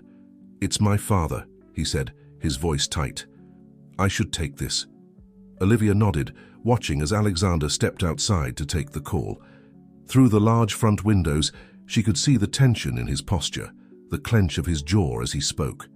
The past weeks had been a constant battle between Alexander and Cornelius, with the elder Rothschild pushing back hard against his son's new vision for the company. When Alexander returned, the lines of stress around his eyes were more pronounced. "I'm sorry," he said, running a hand through his hair. "That was intense." Olivia reached out, taking his hand in hers. "Do you want to talk about it?" Alexander sighed, intertwining his fingers with hers. "My father is pressuring me to abandon the new initiatives we proposed. He says they're diluting the Rothschild brand. He wants me to focus solely on maximizing short-term profits. Shareholders be damned." "And what do you want?" Olivia asked gently. Alexander was quiet for a moment, his thumb tracing absent patterns on the back of her hand. "I want to build something meaningful," he said finally. "Something that makes a difference, not just in the boardroom, but in people's lives, like this." He gestured around the bakery. "This isn't just a business, Olivia. It's a dream, a part of the community. That's what I want for Rothschild Global on a larger scale." Olivia felt a swell of pride and affection. This was the Alexander she had come to know over the past months. Passionate, visionary, with a depth of caring that he had long kept hidden beneath a polished exterior. "Then that's what you should fight for," she said firmly. "You have good instincts, Alexander. Trust them." He looked at her then, his eyes intense. "I trust you," he said softly. "More than I've ever trusted anyone." The weight of his words, the vulnerability in his voice made Olivia's breath catch. They stood there, hands clasped, the air between them charged with unspoken emotions. The spell was broken by the arrival of the contractor, ready to discuss the final touches on the bakery's renovation. As they threw themselves into the details of light fixtures and seating arrangements, both Olivia and Alexander felt the shift in their relationship, a deepening of their connection, a growing reliance on each other that went far beyond their initial arrangement. The day passed in a whirlwind of decisions and preparations. By the time evening fell, Olivia felt a mixture of exhaustion and exhilaration. As she prepared for their dinner, slipping into a sleek black dress that she hoped Alexander would appreciate, she found herself filled with a nervous energy she hadn't experienced in years.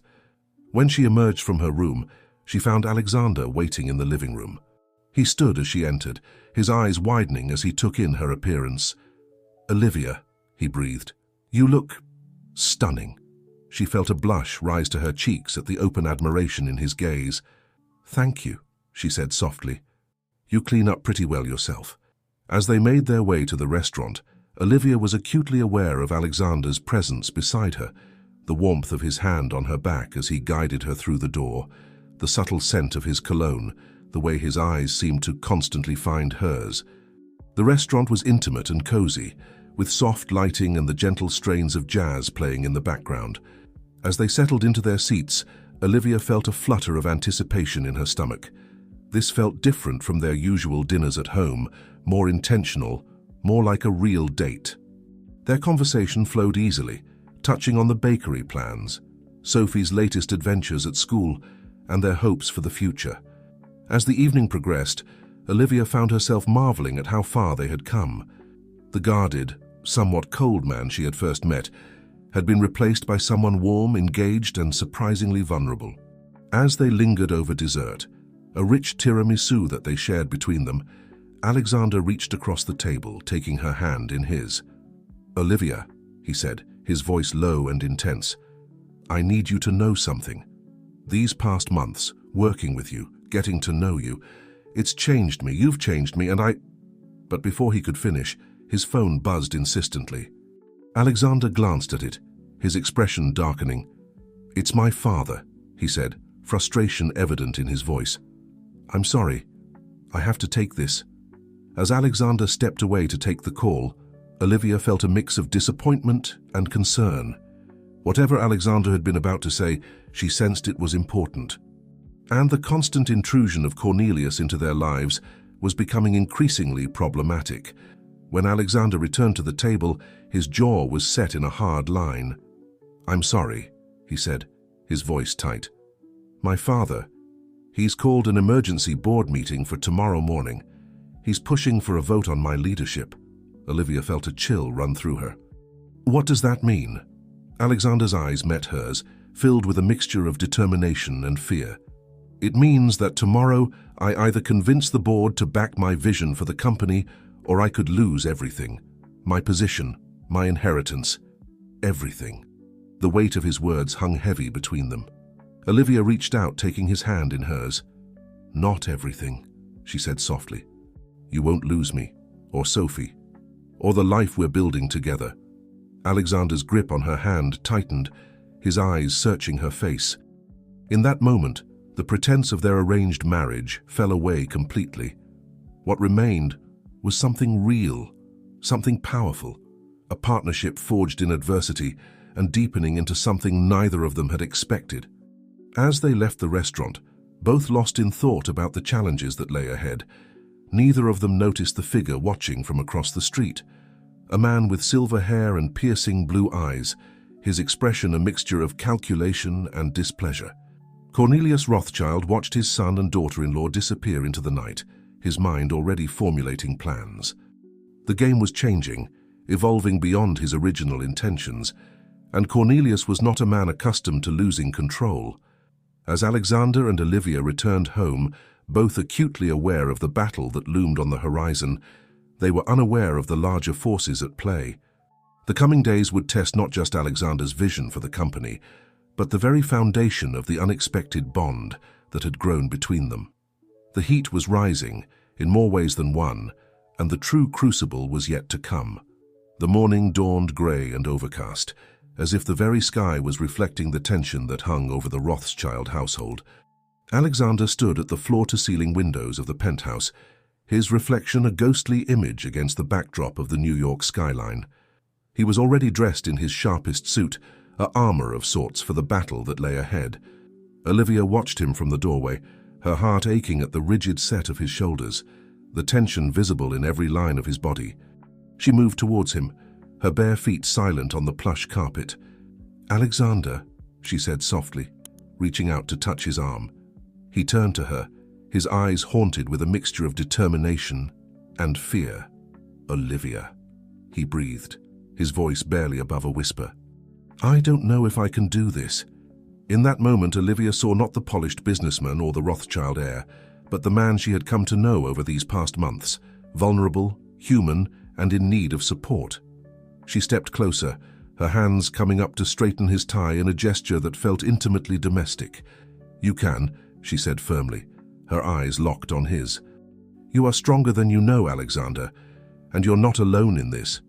He caught her hands in his, holding them against his chest. Olivia could feel the rapid beat of his heart beneath her palms. "Come with me," he said suddenly. "To the meeting. I need you there." Olivia nodded without hesitation. "Of course. We're in this together, remember?" A ghost of a smile touched Alexander's lips. He leaned forward, pressing his forehead against hers. For a moment they stood there, drawing strength from each other's presence. The moment was broken by Sophie's cheerful voice calling from the kitchen. "Mommy, Mr. Alexander, I made toast." They pulled apart, a shared look of affection passing between them at the little girl's announcement. "We'd better go fuel up for battle," Alexander said, his voice lighter than it had been all morning. As they joined Sophie for breakfast, Olivia marveled at how naturally Alexander interacted with her daughter, helping her spread jam on her toast and listening intently to her chatter about school. It struck her then with a clarity that took her breath away, how much of a family they had become. The ride to Rothschild Global Investments was tense, the air in the car thick with unspoken anxiety. Olivia reached across the seat, taking Alexander's hand in hers. He gripped it tightly, as if it were a lifeline. As they entered the imposing building, Olivia felt the weight of eyes upon them. Whispers followed in their wake as they made their way to the executive floor. It was clear that news of the emergency board meeting had spread, and speculation was rife. Outside the boardroom, they paused. Alexander turned to Olivia, his eyes searching her face. "Whatever happens in there," he said softly, "I want you to know that meeting you, being with you and Sophie, it's changed everything for me. You've given me a purpose beyond just profit margins and stock prices." Olivia felt tears prick at her eyes. She reached up, cupping Alexander's face in her hands. "And you've given us a home, a family. We'll face whatever comes together." For a moment, it seemed as if Alexander might say more, might finally put into words the emotions that had been building between them. But then the boardroom doors opened, and the moment was lost. Cornelius Rothschild stood in the doorway, his piercing gaze taking in the scene before him. His eyes narrowed slightly at the sight of Olivia, but his voice was coldly polite when he spoke. "Alexander, Mrs. Rothschild, please join us." As they entered the boardroom, Olivia was struck by the palpable tension in the air. The board members sat around the long table, their expressions a mixture of curiosity and concern. At the head of the table, Cornelius took his seat, every inch the powerful patriarch. "Now then," Cornelius began, his voice carrying easily across the room, "I've called this emergency meeting to address some concerns about the current direction of Rothschild Global Investments." Alexander straightened in his chair, his jaw set. "And what concerns would those be, Father?" Cornelius's eyes narrowed. "The fact that under your leadership, we've seen a marked decrease in short-term profits. Your focus on so-called ethical investments and community initiatives is undermining the very foundation of this company." "On the contrary," Alexander countered, his voice steady, "these initiatives are positioning us for long-term growth and stability. The market is changing and we need to change with it." As the debate raged on, Olivia watched the board members closely. Some nodded along with Alexander's points, while others frowned in concern at Cornelius's dire predictions. It was clear that the room was divided. Then Cornelius played his trump card. "I've prepared a detailed report," he said, gesturing to the folders in front of each board member, "outlining the potential risks of Alexander's strategies. I believe you'll find the projections troubling." As the board members began to flip through the report, murmurs of concern filled the room. Olivia could see Alexander's confidence wavering, his arguments faltering in the face of his father's meticulous planning. In that moment, Olivia knew she had to act. She couldn't sit silently by and watch Alexander's dreams, their dreams, be dismantled.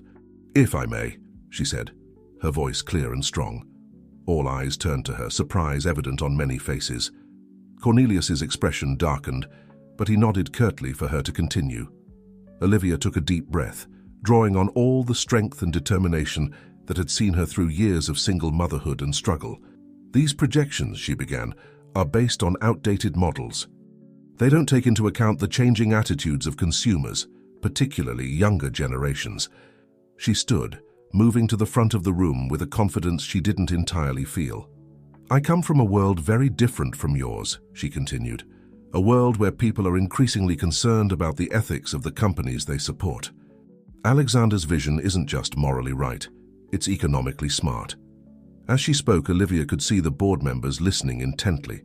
She shared anecdotes from her own experiences, painting a vivid picture of the real-world impact of corporate decisions. She talked about the bakery project, how it had already begun to transform a neighborhood. "What Alexander is proposing," she concluded, her eyes meeting his across the room, "is a future where Rothschild Global doesn't just make money, but makes a difference. It's a future I believe in. And I think, if you look beyond the short-term numbers, you'll see it's a future worth investing in. As Olivia retook her seat, a charged silence fell over the room. Alexander reached under the table, squeezing her hand in silent gratitude. Cornelius's expression was thunderous, but before he could speak, one of the board members cleared her throat. "I think," the woman said slowly, "that Mrs. Rothschild has raised some valid points. Perhaps we've been too hasty in our judgments." A murmur of agreement ran through the room. Olivia could see the tide turning, the doubt in people's eyes being replaced by consideration, even excitement. Cornelius, sensing he was losing control of the situation, stood abruptly. "This is preposterous," he snapped. "Are we really going to let the naive idealism of a baker sway the future of this company?" His words hung in the air, sharp and dismissive.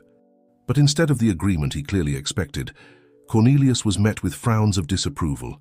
Alexander stood then, his voice quiet but firm. "That baker," he said, "has shown more insight into the future of business than anyone in this room. She represents the very people we should be considering in our decisions. If that's naive idealism, then perhaps it's exactly what this company needs." The room erupted into discussion, board members debating animatedly amongst themselves. As the conversation flowed around them, Alexander and Olivia shared a look of cautious hope. Whatever the outcome, they had made their stand together. As the meeting stretched into its third hour, the shape of Rothschild Global's future began to emerge. It was a compromise, a careful balance between tradition and innovation, but it was a future that bore the unmistakable stamp of Alexander's vision and Olivia's influence. When the final vote was tallied, Alexander's leadership was affirmed, albeit with the caveat of closer board oversight. As the meeting adjourned, Cornelius stormed out without a word, his face a mask of barely contained fury. In the aftermath, as board members filed out, offering congratulations and handshakes, Alexander and Olivia found themselves alone in the boardroom. Without a word, Alexander pulled Olivia into a fierce embrace. "We did it," he whispered into her hair. "You did it." "Olivia, you were amazing." Olivia clung to him, the adrenaline of the past few hours finally giving way to exhaustion and relief. "We did it together," she said softly. As they stood there, holding each other in the quiet of the boardroom, both were acutely aware that something fundamental had shifted. The lines between their arranged marriage and genuine partnership had blurred beyond recognition. But even as they reveled in their victory, neither was naive enough to believe that Cornelius would accept defeat gracefully. As they left the boardroom hand in hand, they were unaware of the storm that was brewing. A storm that would test not just their business acumen, but the very foundation of the bond they had forged. The crucible had been survived, but the true test was yet to come. The days following the tumultuous board meeting passed in a whirlwind of activity. Alexander threw himself into implementing his new vision for Rothschild Global, while Olivia divided her time between final preparations for the bakery's grand opening and supporting Alexander in his endeavors. The penthouse buzzed with a newfound energy, a sense of purpose and shared excitement that seemed to infuse every moment. It was on a crisp Saturday morning, as sunlight streamed through the kitchen windows, that the first ripples of change began to make themselves felt. Alexander stood at the counter, attempting to flip pancakes under Sophie's watchful eye, while Olivia brewed coffee and checked her phone for any last-minute messages about the bakery's opening, scheduled for the following week. "Mr. Alexander," Sophie giggled. "I think that one's supposed to be round, not splat-shaped." Alexander mock-frowned at the misshapen pancake on the spatula. "I'll have you know, young lady, that in certain very exclusive culinary circles, splat-shaped is all the rage." Olivia watched the interaction with a warmth blooming in her chest. The sight of Alexander, still in his pajamas, hair mussed from sleep, joking easily with her daughter, struck her with an almost physical force. This was what she had always dreamed of: a family, a partnership, a home filled with laughter and love. The moment was interrupted by the sharp ring of the doorbell. Alexander and Olivia exchanged a puzzled glance. They weren't expecting anyone, and visitors to the penthouse were rare. "I'll get it," Olivia said, setting down her coffee mug. She opened the door to find a courier, holding a thick envelope. "Delivery for Alexander Rothschild, the young man said, handing over the package. Olivia thanked him and closed the door, a sense of unease settling over her as she examined the envelope. The return address was that of Cornelius Rothschild's personal lawyer. "Alexander," she called, her voice tight, "I think you need to see this." Alexander appeared in the hallway, wiping his hands on a dish towel. His eyes narrowed as he saw the envelope. "Is that from—" Olivia nodded, handing it over. "Your father's lawyer, it seems." With a deep breath, Alexander tore open the envelope. As he read the contents, his face drained of color. "No," he muttered. "He can't. This isn't possible." "Alexander!" Olivia stepped closer, concern etched on her features. "What is it?"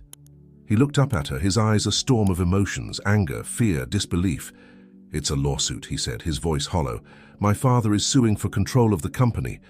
He's claiming that I'm mentally unfit to lead, that my recent decisions are evidence of instability." Olivia felt as though the floor had dropped out from under her. "He can't do that," she said, reaching for Alexander's hand. "The board just voted to support your leadership." Alexander's laugh was bitter. "Apparently he thinks he can, and he's not stopping there." He flipped to the next page, his jaw clenching. "He's also petitioning to have our marriage annulled, claiming it was entered into under false pretenses, and has unduly influenced my business decisions." The weight of Cornelius's actions hung heavy in the air between them. This wasn't just a business maneuver. It was a direct attack on the life they had built together, on the family they had become. "Mommy, Mr. Alexander," Sophie's small voice came from the kitchen doorway. "Is everything okay?"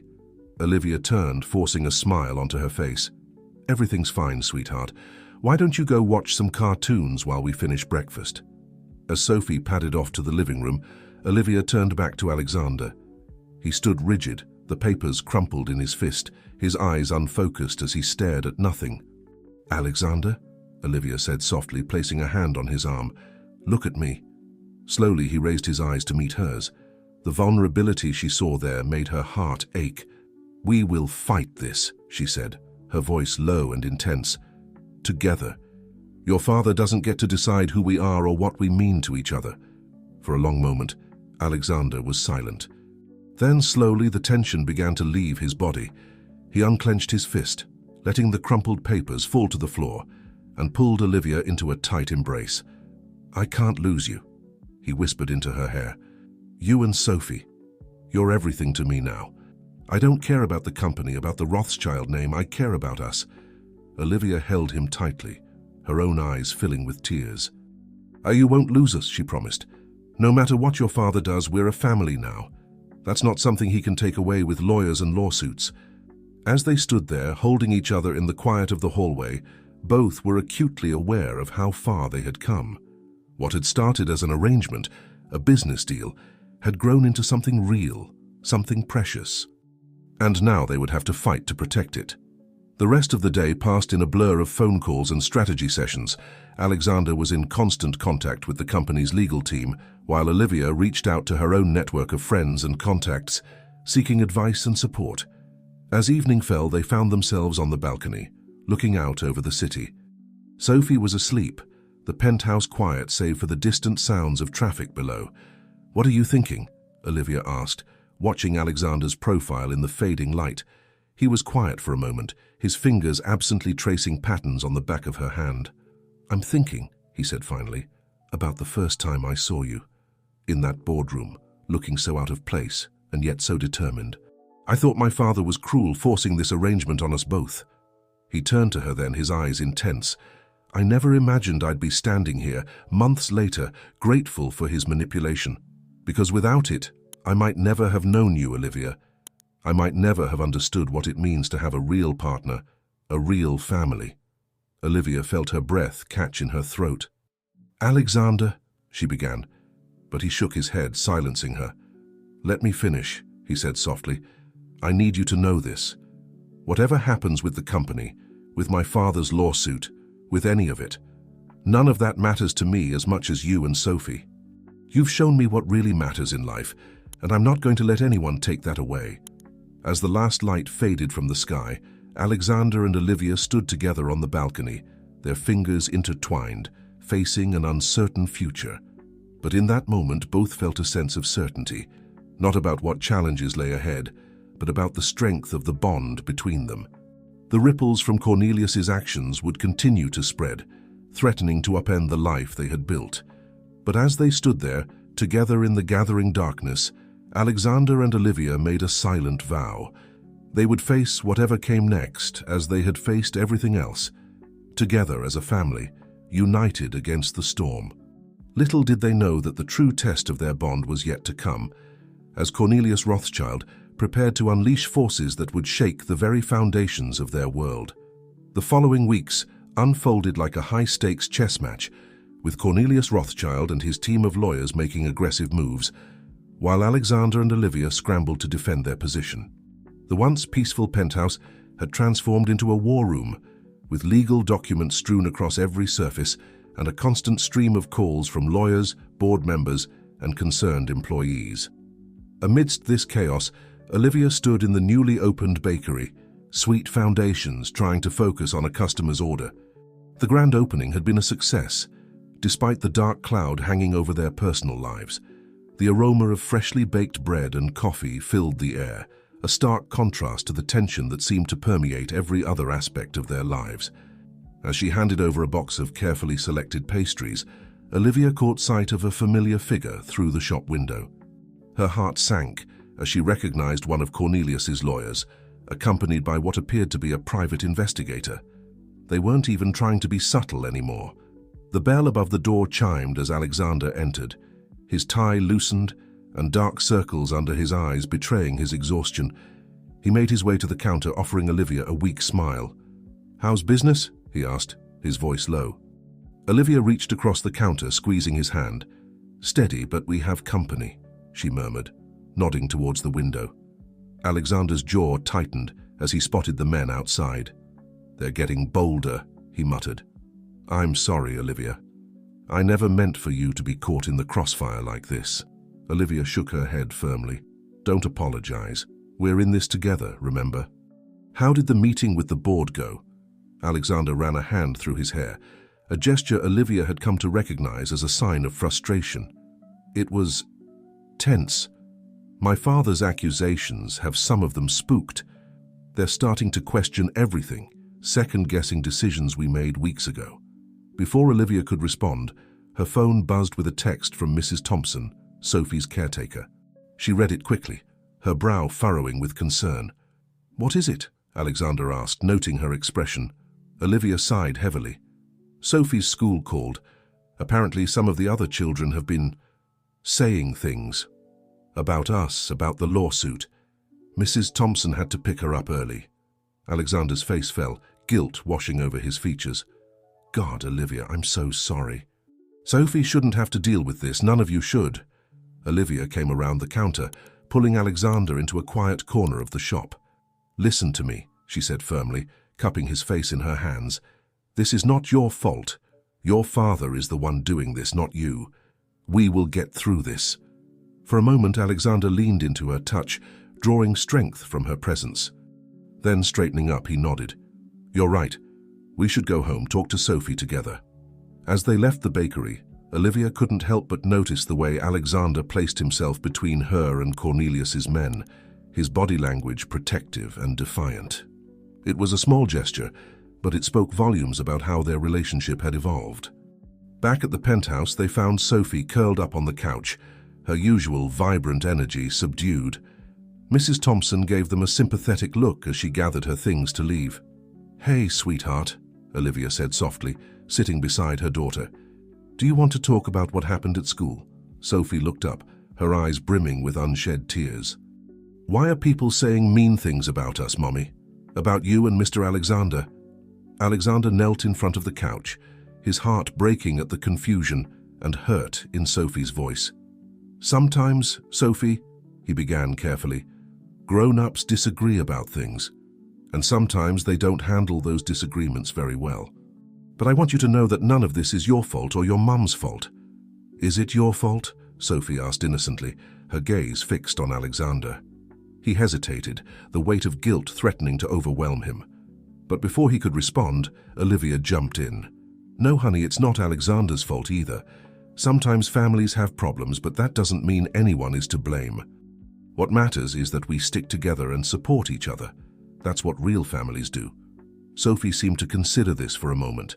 Then, in a move that surprised both adults, she climbed into Alexander's lap, wrapping her small arms around his neck. "We're a real family, right?" she asked, her voice muffled against his shoulder. Alexander felt a lump form in his throat as he hugged Sophie back. "Yes," he said softly, meeting Olivia's eyes over the little girl's head. "We're a real family." Later that night, after Sophie had been tucked into bed with extra stories and reassurances, Alexander and Olivia sat at the kitchen island, an array of legal documents spread out before them. "We need to talk about our next move," Alexander said, his voice weary but determined. "My father's not going to back down easily. He's already started reaching out to major shareholders, trying to sway them to his side." Olivia nodded, her mind racing. "What about the ethical investment initiatives you started? And the community outreach programs? Surely there must be data showing their positive impact by now." Alexander's eyes lit up slightly. "You're right. It's still early, but the preliminary numbers are promising. If we can show that these programs are not just morally right but financially sound." As they pored over reports and strategized late into the night, both were acutely aware of the stakes. This wasn't just about business anymore. It was about protecting the life they had built together, the family they had become. In the quiet hours of the early morning, as they finally prepared for bed, Alexander caught Olivia's hand, pulling her close. "Olivia," he said softly, his voice thick with emotion, "I need you to know something. No matter what happens with the company, with my father, with any of it, you and Sophie are what matter most to me now. If I had to choose between the Rothschild empire and our family, I'd choose you, every time." Olivia felt tears prick at her eyes as she leaned into Alexander's embrace. "We're not going to let it come to that," she whispered fiercely. "We're going to fight, and we're going to win. Together." As they held each other in the darkness of their bedroom, both Alexander and Olivia were aware that the coming days would test them like never before. The siege laid by Cornelius Rothschild was only beginning, and the battles ahead would challenge not just their business acumen, but the very foundation of their relationship. But in that moment, wrapped in each other's arms, they found strength in their unity. Whatever storms lay ahead, they would weather them as they had everything else, together, as a family, bound by a love that had grown from the most unexpected of beginnings. Little did they know that Cornelius had yet to play his most devastating card, a revelation that would shake Alexander to his core and test the limits of Olivia's commitment to their newfound family. The early morning light filtered through the windows of the Rothschild penthouse, casting long shadows across the living room where Alexander sat, surrounded by stacks of legal documents. He had been up most of the night, poring over financial reports and correspondence, searching for anything that might give them an edge in the upcoming legal battle. Olivia found him there as she emerged from the bedroom, hair tousled from sleep, concern etched on her face. "Have you been up all night?" she asked softly, moving to stand behind him and placing her hands on his tense shoulders. Alexander leaned back into her touch, exhaling deeply. "I couldn't sleep. There's something we're missing, Olivia. Some piece of the puzzle that doesn't fit." Before Olivia could respond, Alexander's phone buzzed with an incoming message. He glanced at it, his brow furrowing. "It's from an unknown number," he murmured, opening the message. As he read, his face paled visibly. Olivia felt his shoulders tense beneath her hands. "Alexander, what is it?" He handed her the phone wordlessly. On the screen was a cryptic message. "If you want to understand your father's true motivations, look into the Hawthorne merger of 1989. Not everything is as it seems. A friend." Olivia frowned, puzzled. "The Hawthorne merger. What does that mean?" Alexander shook his head, his mind racing. "I'm not sure. It was before my time, one of my father's early big deals. But why would it be relevant now?" As if in answer to his question, there was a sharp knock at the door. Both of them froze, exchanging wary glances. It was barely 7 a.m., far too early for a social call. Alexander moved to answer it, Olivia close behind him. As he opened the door, they found themselves face to face with a petite, elderly woman, her silver hair neatly coiffed, her eyes sharp behind wire-rimmed glasses. "Mrs. Hawthorne," Alexander said, surprise evident in his voice. "What are you doing here?" The woman's eyes flicked between Alexander and Olivia, a hint of sadness in their depths. "I think it's time we had a talk, Alexander. About your father, about the past, and about your mother." The next hour passed in a blur as Mrs. Hawthorne, Margaret as she insisted they call her, unfolded a tale that left both Alexander and Olivia reeling. "Your father wasn't always the man he is now," Margaret began, her hands wrapped around a mug of coffee as they sat in the living room. "Back in '89, he was ambitious, yes, but he had principles. The merger between Rothschild and Hawthorne Industries was supposed to be a partnership of equals." Alexander leaned forward, his attention rapt. "What changed?" Margaret's expression darkened. "Your grandfather happened. He saw the merger as a chance for a hostile takeover. He pressured Cornelius to betray the terms we had agreed upon, to push for complete control." "And my father went along with it?" Alexander asked, disbelief coloring his voice. Margaret shook her head slowly. "Not at first. That's where your mother comes in." Olivia reached for Alexander's hand as she saw him tense at the mention of his mother. She knew it was a sensitive subject. Alexander's mother had passed away when he was young, and Cornelius rarely spoke of her. "Elizabeth, your mother, she was the voice of reason," Margaret continued. "She urged Cornelius to stand up to his father, to honor the original agreement. For a while it seemed like he might." "What happened?" Olivia asked softly, sensing they were approaching the crux of the matter. Margaret's eyes filled with a mixture of sorrow and old anger. Cornelius's father made a choice for him. He threatened to disown Cornelius, to cut him off completely if he didn't go through with the takeover. And more than that, he threatened to ruin Elizabeth's family financially. Alexander's grip on Olivia's hand tightened. "So my father chose the company over his principles." Margaret nodded. "The takeover went through. Hawthorne Industries was absorbed into Rothschild Global, but the cost—" She trailed off, her gaze distant. "The cost?" Alexander prompted, though part of him dreaded the answer. Margaret's eyes refocused on Alexander, filled with sympathy. "Your mother never forgave Cornelius for giving in to his father's demands. She saw it as a betrayal of everything they had believed in together. It created a rift between them that never truly healed." The room fell into a heavy silence as the weight of this revelation settled over them. Alexander sat very still, his face a mask of shock and dawning understanding. Olivia, her heart aching for the pain she saw in Alexander's eyes, turned to Margaret. "Why are you telling us this now?" The older woman sighed.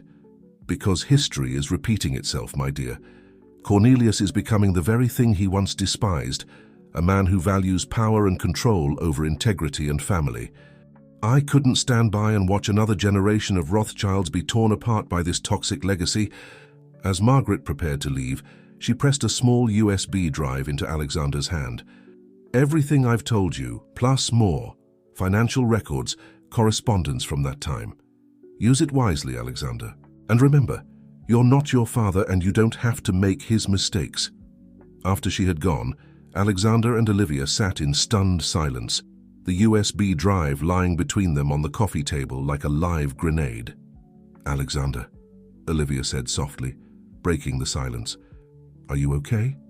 He looked up at her, his eyes a storm of emotions, anger, sadness, confusion. "I don't know," he admitted. "All my life I thought I knew who my father was, who I was supposed to be, but this—" Olivia moved closer, wrapping her arms around him. "This changes how you see him, but it doesn't change who you are, Alexander. You've already proven that you're different. You've chosen a different path." Alexander leaned into her embrace, drawing strength from her presence. "Have I?" he asked, his voice barely above a whisper. "Or am I just fooling myself?" Olivia pulled back slightly, framing his face with her hands and forcing him to meet her gaze. "Listen to me. The man I know, the man I've come to care for deeply, is nothing like the Cornelius in that story. You've stood up for what you believe in even when it was difficult. You've put family, our family, first." As her words sank in, Alexander felt a shift within himself. The shock and confusion began to give way to a steely determination. He reached for the USB drive, his decision made. "You're right," he said, his voice growing stronger. "I'm not my father. And it's time I proved that to everyone. including him. As they began to formulate a plan, poring over the documents Margaret had provided, both Alexander and Olivia were acutely aware that they were standing on the precipice of a major turning point. The revelations about Cornelius's past had changed the game entirely, providing them with powerful ammunition in their legal battle. But more than that, it had given Alexander a new perspective on his father, on the company and on his own place in the Rothschild legacy. As he worked side by side with Olivia, strategizing late into the night, he felt a renewed sense of purpose. This wasn't just about winning a lawsuit anymore. It was about breaking a cycle, about forging a new path for the Rothschild name, one built on integrity, compassion, and the strength of family bonds. As the night wore on and their plans took shape, neither Alexander nor Olivia could shake the feeling that they were on the brink of something momentous. The battle ahead would be fierce, but together, they felt ready to face whatever challenges lay in store. Little did they know that Cornelius, backed into a corner, was preparing to make his most desperate and dangerous move yet, one that would test the limits of their love and loyalty in ways they could never have anticipated. The Rothschild Global Investments building loomed before Alexander and Olivia, its glass facade reflecting the early morning sun. They stood hand in hand on the sidewalk, both acutely aware of the significance of the day ahead. In Alexander's briefcase lay the evidence that could change everything, the documents and records provided by Margaret Hawthorne, detailing Cornelius's past transgressions. "Are you ready for this?" Olivia asked, giving Alexander's hand a reassuring squeeze. He took a deep breath, his jaw set with determination. "As ready as I'll ever be. Thank you for being here with me." As they made their way through the lobby, heads turned and whispers followed in their wake. The tension in the air was palpable. Word of an emergency board meeting had spread quickly, and speculation was rife. The elevator ride to the executive floor was silent, both lost in their own thoughts. Alexander mentally rehearsed his presentation, while Olivia steeled herself for the confrontation to come. As the doors opened, they were met by Alexander's assistant, looking harried. "Mr. Rothschild, Mrs. Rothschild," she said, her voice low and urgent. "The board is already assembled. Your father, he's making some sort of announcement." Alexander's eyes widened in alarm. "What? The meeting wasn't supposed to start for another hour." Without waiting for a response, he strode towards the boardroom, Olivia close on his heels.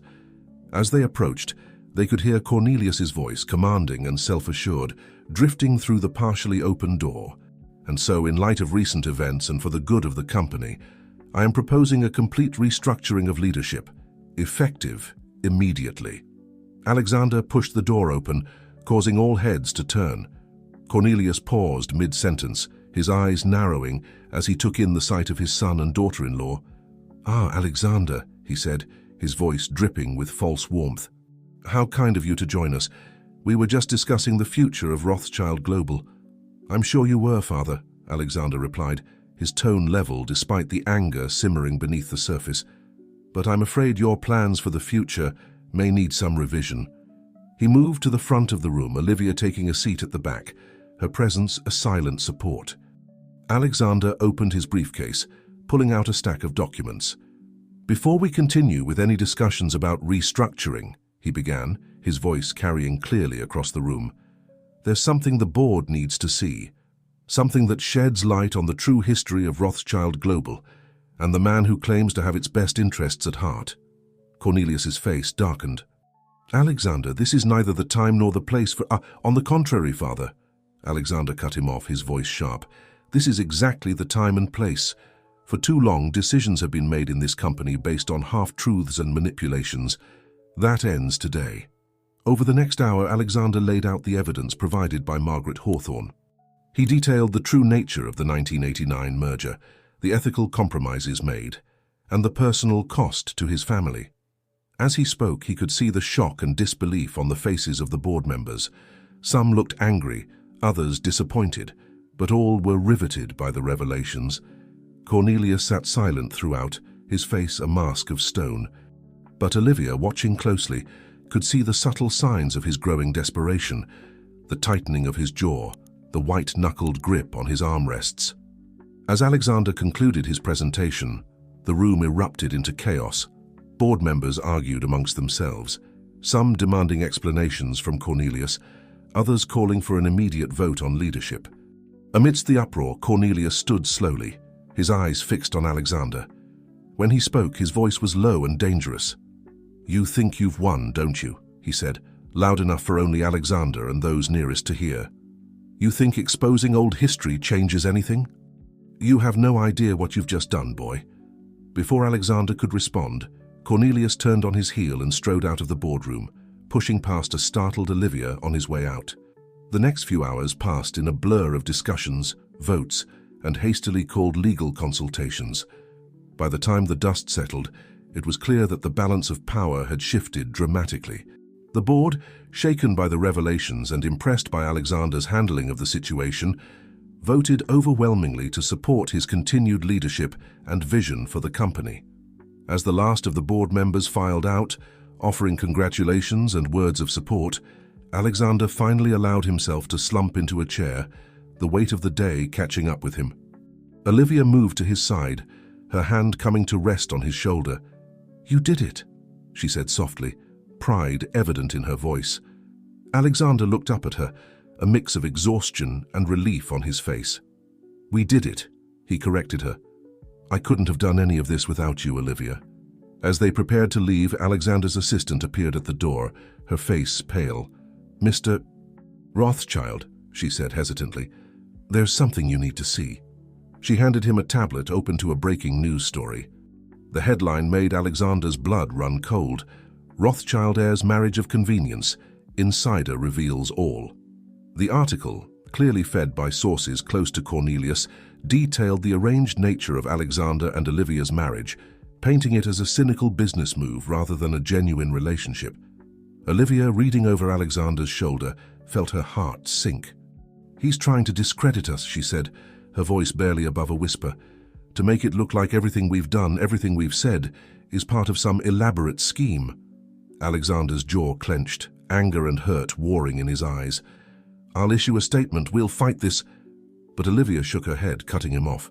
"No, Alexander, don't you see? This is exactly what he wants. To drag us into a public battle, to keep us on the defensive." She took the tablet from his hands, setting it aside, and then took both of his hands in hers. "We know the truth. About how we started, yes, but more importantly, about what we've become. No statement, no public denial can prove that. We can only live it." As her words sank in, Alexander felt a shift within himself. The anger began to subside, replaced by a deep, unwavering certainty. He pulled Olivia close, wrapping his arms around her. "You're right," he murmured into her hair. "Let them say what they want. We know who we are, what we mean to each other. That's all that matters." As they left the Rothschild building that evening, hand in hand, both were acutely aware that the battle was far from over. Cornelius's desperate move had raised the stakes, bringing their personal lives into the spotlight in a way they had never anticipated. But as they stepped out into the bustling New York street, facing an uncertain future together, neither Alexander nor Olivia felt afraid. They had weathered storms before, had built something real and precious from the most unlikely of beginnings. Whatever challenges lay ahead, they would face them as they had everything else, together united by a love that had grown stronger with every test. Little did they know that Cornelius, backed into a corner and more dangerous than ever, was preparing a final devastating move, one that would target not just their public image, but the very heart of their newfound family. The days following the explosive board meeting and Cornelius's retaliatory news leak passed in a whirlwind of activity. Alexander and Olivia found themselves at the center of a media storm, their faces plastered across newspapers and gossip websites, their relationship dissected and analyzed by strangers. Olivia stood at the window of the penthouse, watching the street below where a small group of paparazzi had taken up seemingly permanent residence. She sighed, turning back to where Alexander sat on the couch, his laptop open before him, scanning the latest news articles. "Anything new?" she asked, though she dreaded the answer. Alexander shook his head, his expression grim. "Just more speculation. Some financial analysts questioning the stability of Rothschild Global, others digging into your background." He paused, meeting her eyes. I'm so sorry, Olivia. You don't deserve any of this. Olivia moved to sit beside him, taking his hand in hers. Neither do you, Alexander. We're in this together, remember? Before he could respond, Olivia's phone buzzed with an incoming call. She glanced at the screen, her heart sinking as she recognized the number of Sophie's school. Hello? She answered, trying to keep the worry from her voice. As she listened, her face fell. Alexander watched, concern etched on his features. When she hung up, Olivia looked at him with tears in her eyes. That was Sophie's teacher, she said softly. Some of the other parents have been asking questions, saying things in front of the children. They want us to come in for a meeting. Alexander's jaw clenched, anger flashing in his eyes. This has gone too far, he said, standing abruptly. It's one thing for them to come after us, but Sophie?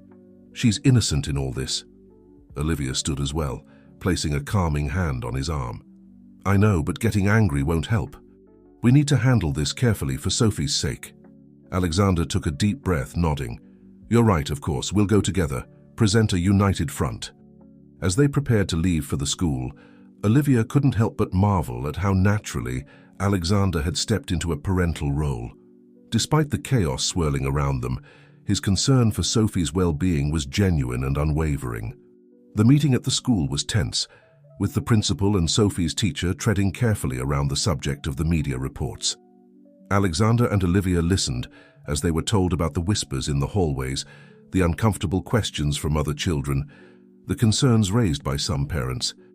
We understand this is a difficult situation, the principal said, her tone sympathetic but firm. But we have to consider the impact on all our students. Perhaps it might be best if Sophie took some time away from school, just until things settle down. Olivia felt a surge of protective anger. You want us to pull her out of school?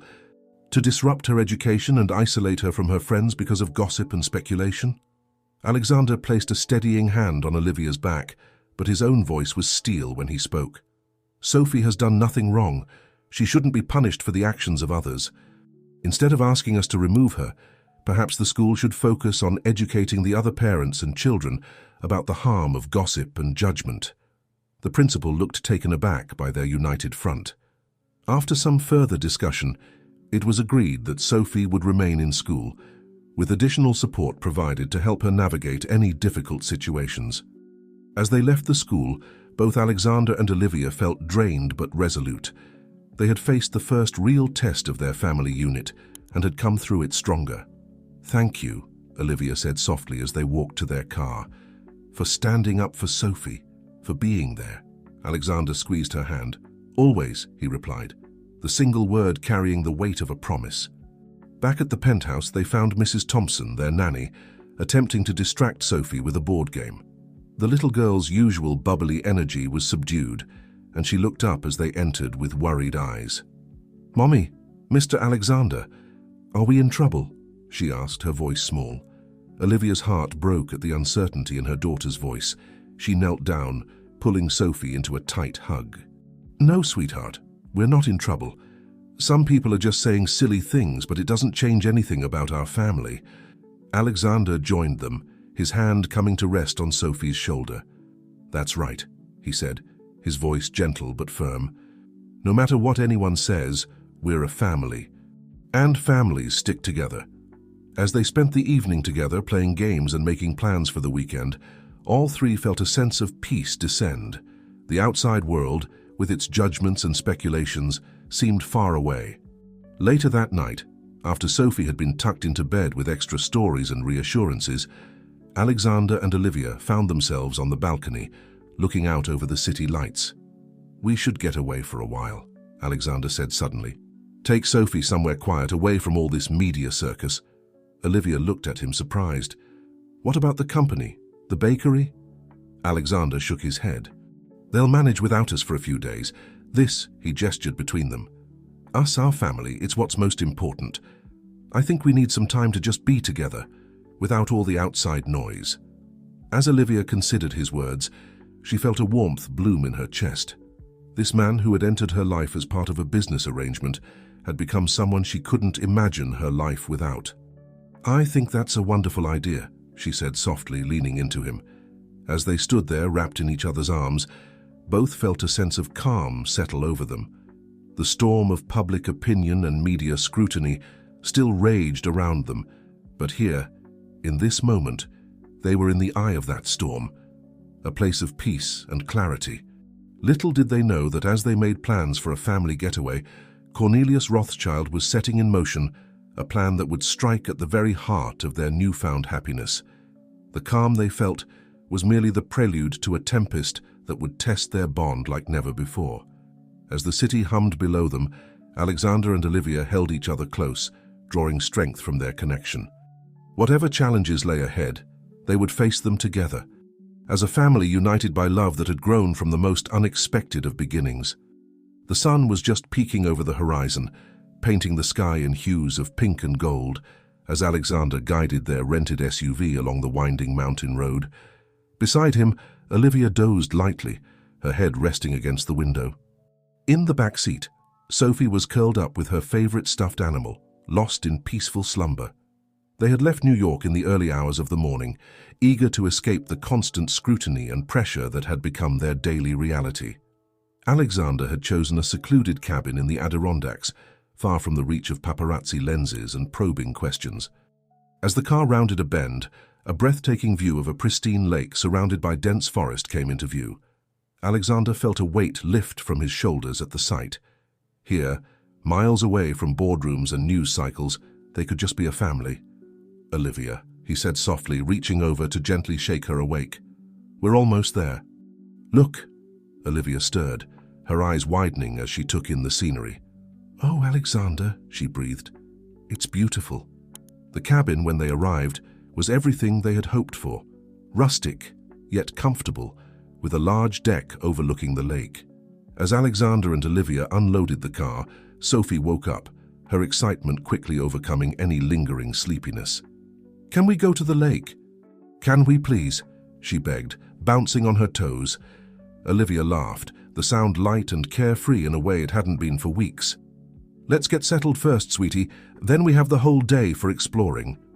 As they unpacked and explored their temporary home, all three felt the tensions of the past weeks begin to melt away. Here there were no pressing emails to answer, no reporters to dodge, no whispers to ignore. It was just them, the sun, and the promise of days filled with simple pleasures. The next few days passed in a blissful blur. They went hiking, Alexander and Olivia hand in hand, while Sophie ran ahead, pointing out interesting rocks and flowers. They spent lazy afternoons by the lake, teaching Sophie to skip stones and building sandcastles on the small beach. On their third evening, as they sat around a campfire roasting marshmallows, Sophie looked up at Alexander with wide, serious eyes. "Mr. Alexander," she said, her voice hesitant, "are you my daddy now?" The question hung in the air, heavy with implications. Alexander felt his heart race as he glanced at Olivia, searching her face for guidance. What he saw there, love, trust, and a slight nod of encouragement, gave him the courage to answer. "Sophie," he said, his voice thick with emotion, "I would be honored to be your daddy if that's what you want. I love you and your mom very much." Sophie's face broke into a radiant smile. She launched herself at Alexander, wrapping her small arms around his neck. "I want that," she whispered. "I love you too, Daddy." As Alexander held Sophie close, his eyes met Olivia's over the little girl's head. The love and gratitude he saw there made his heart swell. In that moment, under the star-studded sky, they were no longer an arranged marriage or a blended family finding their way. They were simply that, a family bound by love and choice. Later that night, after Sophie had been tucked into bed, Alexander and Olivia stood on the deck, looking out over the moonlit lake. "Did you mean it?" Olivia asked softly. "What you said to Sophie?" Alexander turned to her, taking both her hands in his. "Every word," he said, his voice fervent. "Olivia, I know our start was unconventional, to say the least, but these past months getting to know you, falling in love with you and Sophie, it's been the most real, most meaningful thing in my life." Olivia felt tears prick at her eyes. "Alexander, But before she could finish, Alexander dropped to one knee, pulling a small velvet box from his pocket. "Olivia Martinez," he said, his voice shaking slightly. "I know we're already married on paper, but I want to do this right. I want to marry you for real, not because of any arrangement or expectation, but because I love you. Will you marry me again, for all the right reasons this time?" Olivia's hand flew to her mouth, tears flowing freely now. "Yes," she whispered, then louder. "Yes, of course, yes." As Alexander slipped the ring onto her finger, a beautiful, understated diamond that was worlds away from the ostentatious piece that had been part of their original arrangement, they both felt a sense of rightness settle over them. This was how it was meant to be. Their kiss was sweet and full of promise, a seal on the vows they were making not just to each other, but to the life they were choosing to build together. However, even as Alexander and Olivia celebrated their renewed commitment, forces were at work to undermine their happiness. Back in New York, Cornelius Rothschild sat in his study, a glass of scotch in hand as he listened to the report from his private investigator. "So they've gone to ground," he mused, his voice cold. "No matter. Everything is in place." The investigator nodded. "Yes, sir. The documents have been planted. As soon as they return, the story will break." Cornelius allowed himself a small, grim smile. "Excellent. Let them enjoy their little family vacation. When they return, they'll find that the real storm is just beginning." As he dismissed the investigator, Cornelius turned to look out over the city he had spent a lifetime conquering. He felt a twinge of something, regret perhaps, but quickly suppressed it. There was too much at stake to allow sentiment to cloud his judgment now. Miles away, blissfully unaware of the machinations unfolding in their absence, Alexander and Olivia fell asleep in each other's arms, their dreams filled with visions of the future they planned to build together. The peace they had found in the mountains had strengthened their bond, preparing them for the challenges that lay ahead. Little did they know that their resolve would soon be tested in ways they could never have imagined, as Cornelius's final, desperate gambit threatened to tear apart everything they held dear. The New York skyline came into view as their car wound its way through the busy streets, a stark contrast to the peaceful wilderness they had left behind. Alexander, Olivia, and Sophie were returning from their idyllic mountain getaway, refreshed and united, ready to face whatever challenges lay ahead. As they approached their building, Alexander noticed a commotion near the entrance. A small crowd of reporters and photographers had gathered, their cameras at the ready. "What on earth?" Olivia murmured, instinctively reaching back to place a protective hand on Sophie's knee. Alexander's jaw tightened. "I don't know, but I don't like it. Hold on." He directed the driver to the private underground entrance, bypassing the media frenzy. As they rode the elevator up to the penthouse, an uneasy silence fell over them. The bubble of peace they had created in the mountains was already beginning to feel like a distant dream. The moment they stepped into the penthouse, Alexander's phone began to buzz incessantly. He glanced at the screen, his face darkening as he scrolled through the notifications. "Alexander," Olivia asked, concern evident in her voice. "What is it?" He looked up, his eyes troubled. It's everywhere. Every major news outlet, social media. Olivia, they're saying I'm not Sophie's biological father." Olivia felt the blood drain from her face. "What? But that's impossible. We never claimed you were." Alexander nodded, running a hand through his hair in frustration. "I know. But apparently there are leaked documents suggesting that we've been lying, that we've been trying to pass Sophie off as a Rothschild to strengthen our position in the company."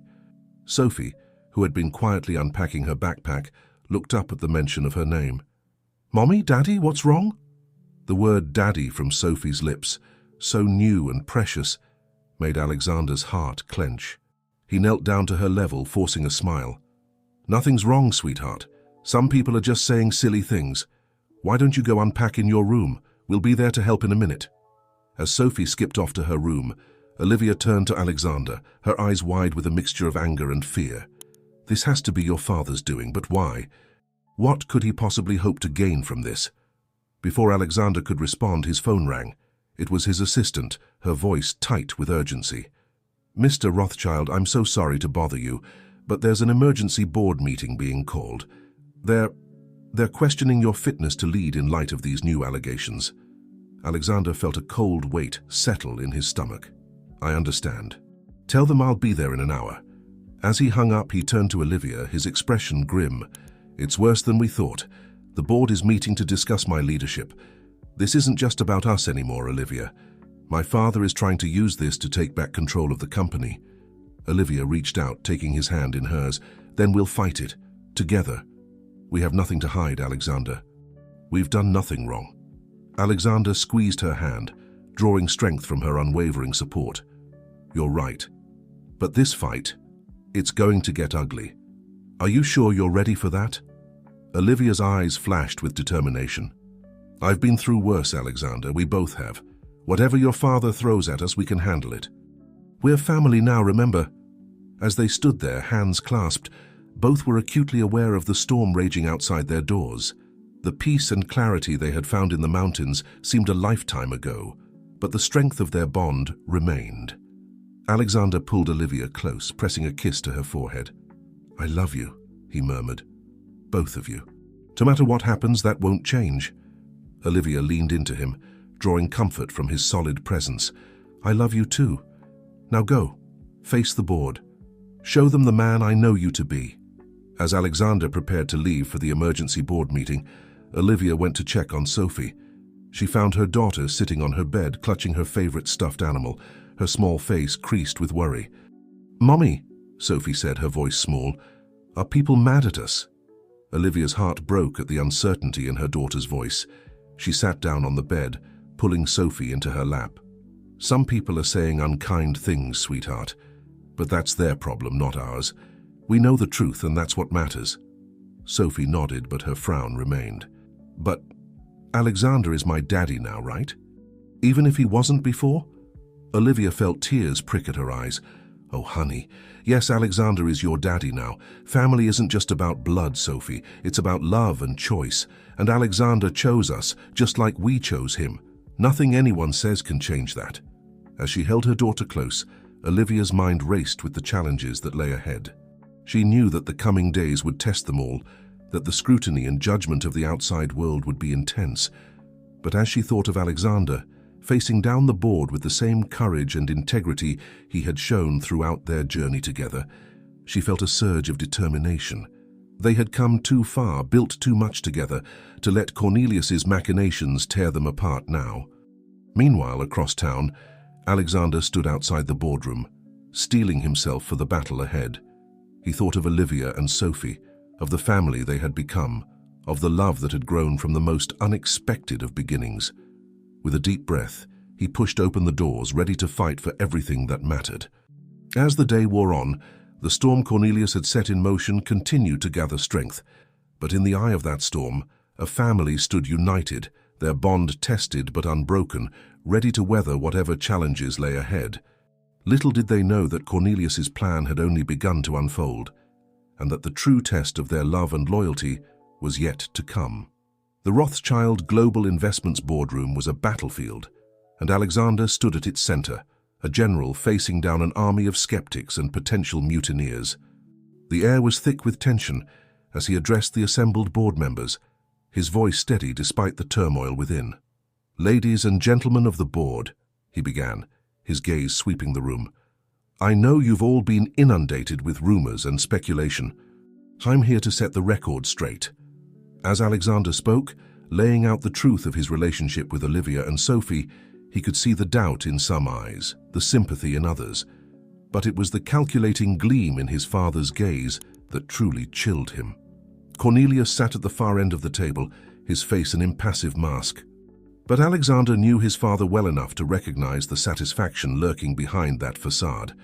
This was the moment Cornelius had been waiting for, the culmination of his carefully orchestrated plan. Mr. Rothschild, one of the board members spoke up, her voice laced with concern. While we appreciate your candor, you must understand our position. The public perception of this situation could have serious repercussions for the company. Alexander nodded, acknowledging the point. I understand your concerns, but I would argue that how we handle this situation says more about our company's values than the situation itself. We have an opportunity here to show that Rothschild Global stands for integrity, for family, for the things that truly matter beyond profit margins and stock prices. As the debate raged on, with board members arguing back and forth, Alexander stood firm. He answered every question honestly, faced every accusation head-on. And with each passing moment, he could see the tide of opinion slowly beginning to turn. Meanwhile, across town, Olivia faced her own battle. The news of the alleged deception had spread quickly, and as she arrived at Sweet Foundations, her beloved bakery, she was met with a mix of curious stares and whispered comments from customers. She held her head high as she made her way to the back office, where she found her assistant, Maria, looking worried. "Olivia," Maria said, her voice low, "there are reporters outside. They're asking questions about you and Mr. Rothschild. What should I tell them?" Olivia took a deep breath, squaring her shoulders. "Tell them the truth, Maria. That I'm here to work, to serve our community, just like always. Our personal lives are our own business." As she tied on her apron and began to prepare for the day's baking, Olivia felt a sense of calm settle over her. This bakery, this dream she had built with Alexander's support, was a testament to their partnership, to the life they had chosen to build together. No amount of gossip or speculation could take that away. Back in the boardroom, the meeting had stretched into its third hour. Alexander's throat was dry, his voice hoarse from speaking, but he refused to back down. As he finished addressing yet another concern, he noticed a shift in his father's demeanor. Cornelius leaned forward, his eyes glinting with a dangerous light. "I think," he said, his voice carrying easily across the room, "that we're overlooking a crucial point here. This isn't just about public perception or family drama. This is about judgment." The room fell silent as Cornelius continued. "If my son could be so easily manipulated in his personal life, swayed by emotion into making rash decisions, how can we trust his judgment when it comes to the future of this company?" Alexander felt a surge of anger, but before he could respond, another voice cut through the tension. "With all due respect, Mr. Rothschild," said Elizabeth Chen, one of the younger board members, "I think you're mischaracterizing the situation entirely." All eyes turned to Elizabeth as she continued. "What I see is a leader who has shown tremendous growth, who has demonstrated the ability to adapt, to form meaningful partnerships, to balance personal fulfillment with professional responsibility. Aren't these exactly the qualities we want in someone guiding our company into the future?" A murmur of agreement rippled through the room. Alexander felt a glimmer of hope as he saw several board members nodding along with Elizabeth's words. As the meeting finally adjourned with no definitive action taken, but a clear shift in the board's attitude, Alexander felt both exhausted and cautiously optimistic. He had weathered the storm, at least for now. But as he prepared to leave, Cornelius approached him, his voice low and menacing. "This isn't over, son. You may have won them over today, but I promise you, by the time I'm done, you'll wish you'd never defied me." Alexander met his father's gaze steadily. "You're right about one thing, Father. This isn't over. But you've underestimated me, and you've underestimated the strength of my family. We're not going anywhere." As Alexander left the Rothschild building, his phone buzzed with a message from Olivia. "How did it go? Sophie and I are at the bakery. Come join us when you can. We love you." Reading those simple words, Alexander felt a wave of emotion wash over him. In the midst of all this chaos, he had found something real, something worth fighting for. He hailed a cab, giving the driver the address of Sweet Foundations. As the city rushed by outside the window, Alexander allowed himself a moment of reflection. The storm wasn't over. In fact, he suspected they were only in the eye of the hurricane, with more turbulence to come. But for the first time in his life, he wasn't facing the storms alone. He had Olivia's unwavering support, Sophie's innocent love, and a newfound confidence in his own abilities and values. As the cab pulled up in front of the bakery, Alexander could see Olivia through the window, flower on her cheek as she laughed with a customer. Sophie sat at a small table, her legs swinging as she concentrated on a coloring book. This, he realized, was what truly mattered. Not the boardrooms or the billion-dollar deals, but the simple, profound joy of being part of a family, of building a life filled with love and purpose. With a renewed sense of determination, Alexander stepped out of the cab and into the warm, fragrant air of the bakery. Whatever challenges lay ahead, they would face them together as a family united by choice and strengthened by love. As he embraced Olivia and scooped Sophie up into his arms, Alexander knew that the real battle was just beginning. But with his family by his side, he felt ready for whatever Cornelius and fate might throw their way. The storm might rage on outside, but here, in this moment, they were the eye of their own hurricane, calm, centered, and unshakable in their love for each other. The crisp autumn air carried a sense of anticipation as Alexander straightened his tie, standing before the full-length mirror in their bedroom. Today was the day, the culmination of months of struggle, growth, and unwavering love. Today he and Olivia would renew their vows, not as part of a business arrangement, but as a true declaration of their love and commitment. "You look handsome," Olivia's voice came from behind him. He turned to see her, resplendent in a simple yet elegant white dress, Sophie at her side in a matching flower girl outfit. Alexander's breath caught in his throat. "And you both look absolutely beautiful," he said, his voice thick with emotion. As they made their way to Central Park, where a small gathering of their closest friends and supportive colleagues awaited, Alexander couldn't help but reflect on the tumultuous journey that had brought them to this moment. The past few weeks had been a whirlwind of legal battles, public scrutiny, and personal triumphs. Cornelius had not given up easily, throwing everything he had at them in a desperate attempt to regain control. But Alexander, with Olivia by his side, had stood firm. They had faced every accusation with honesty and integrity, their unity unshakable in the face of adversity. Slowly but surely, public opinion had begun to turn in their favor. The final blow to Cornelius's plans had come just days ago, in a dramatic board meeting that would go down in Rothschild global history. Flashback to the board meeting. The tension in the room was palpable as Cornelius made his final play. "I have here," he announced, waving a folder dramatically, "irrefutable proof of Alexander's mismanagement and ethical breaches. Once you see this, you'll have no choice but to remove him from his position." But as he opened the folder, his face suddenly drained of color. The documents inside were not what he had expected. Instead, they detailed his own past transgressions, the true story of the Hawthorne merger, along with other ethically questionable decisions he had made over the years. Alexander stood, his voice calm but firm. "Father, I think it's time we put an end to this. The board deserves to know the truth, all of it." What followed was a frank, often painful discussion of the Rothschild legacy, both its triumphs and its darker chapters. Alexander laid bare the realities of growing up under Cornelius's impossible standards, the arranged marriage that had unexpectedly blossomed into love, and his vision for a company that balanced profit with ethical responsibility. As the meeting concluded, it was clear that a seismic shift had occurred. The board voted unanimously to support Alexander's continued leadership, with the stipulation that a new ethics committee be formed to ensure transparency and accountability at all levels of the company. Cornelius, his schemes finally laid bare, had no choice but to step down, his influence in the company he had built now little more than a shadow. As Alexander and Olivia exchanged their vows under the golden canopy of autumn leaves, the memory of that final confrontation seemed to fade away.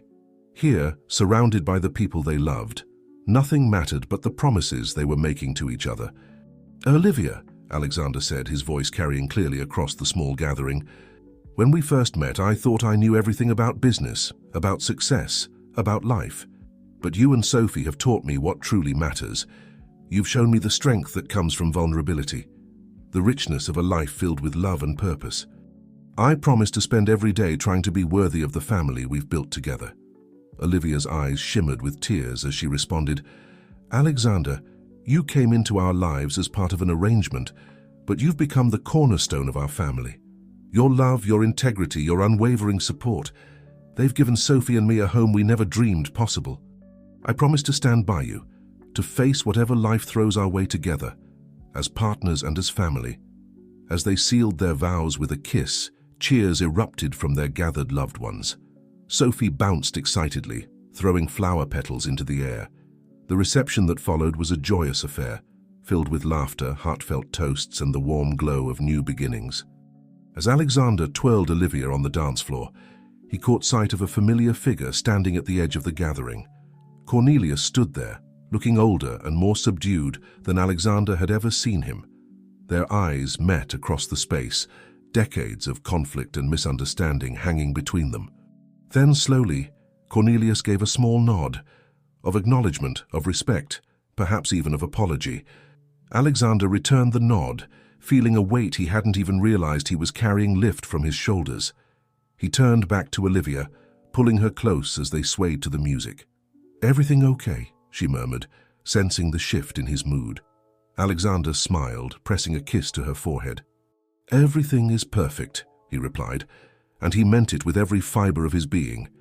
As the sun began to set, casting a warm glow over the celebration, Alexander, Olivia, and Sophie stood together, watching their guests mingle and dance. The challenges they had faced, the storms they had weathered, had only served to strengthen the bonds between them. "What happens now?" Sophie asked, looking up at her parents with curious eyes. Alexander and Olivia exchanged a smile. "Now," Olivia said, squeezing Alexander's hand, "we live our happily ever after, but not the kind in fairy tales where everything is perfect all the time." "No," Alexander agreed, lifting Sophie into his arms. "Our happily ever after is the real kind, where we face challenges together, where we learn and grow every day, where we build a life filled with love and purpose." As they stood there, a family united by choice and strengthened by love, the future stretched out before them. Not a smooth path, but a journey they were eager to embark on together. The Rothschild name would continue to be associated with success and influence, but under Alexander's leadership, it would come to stand for something more: integrity, compassion, and the unshakable bonds of family.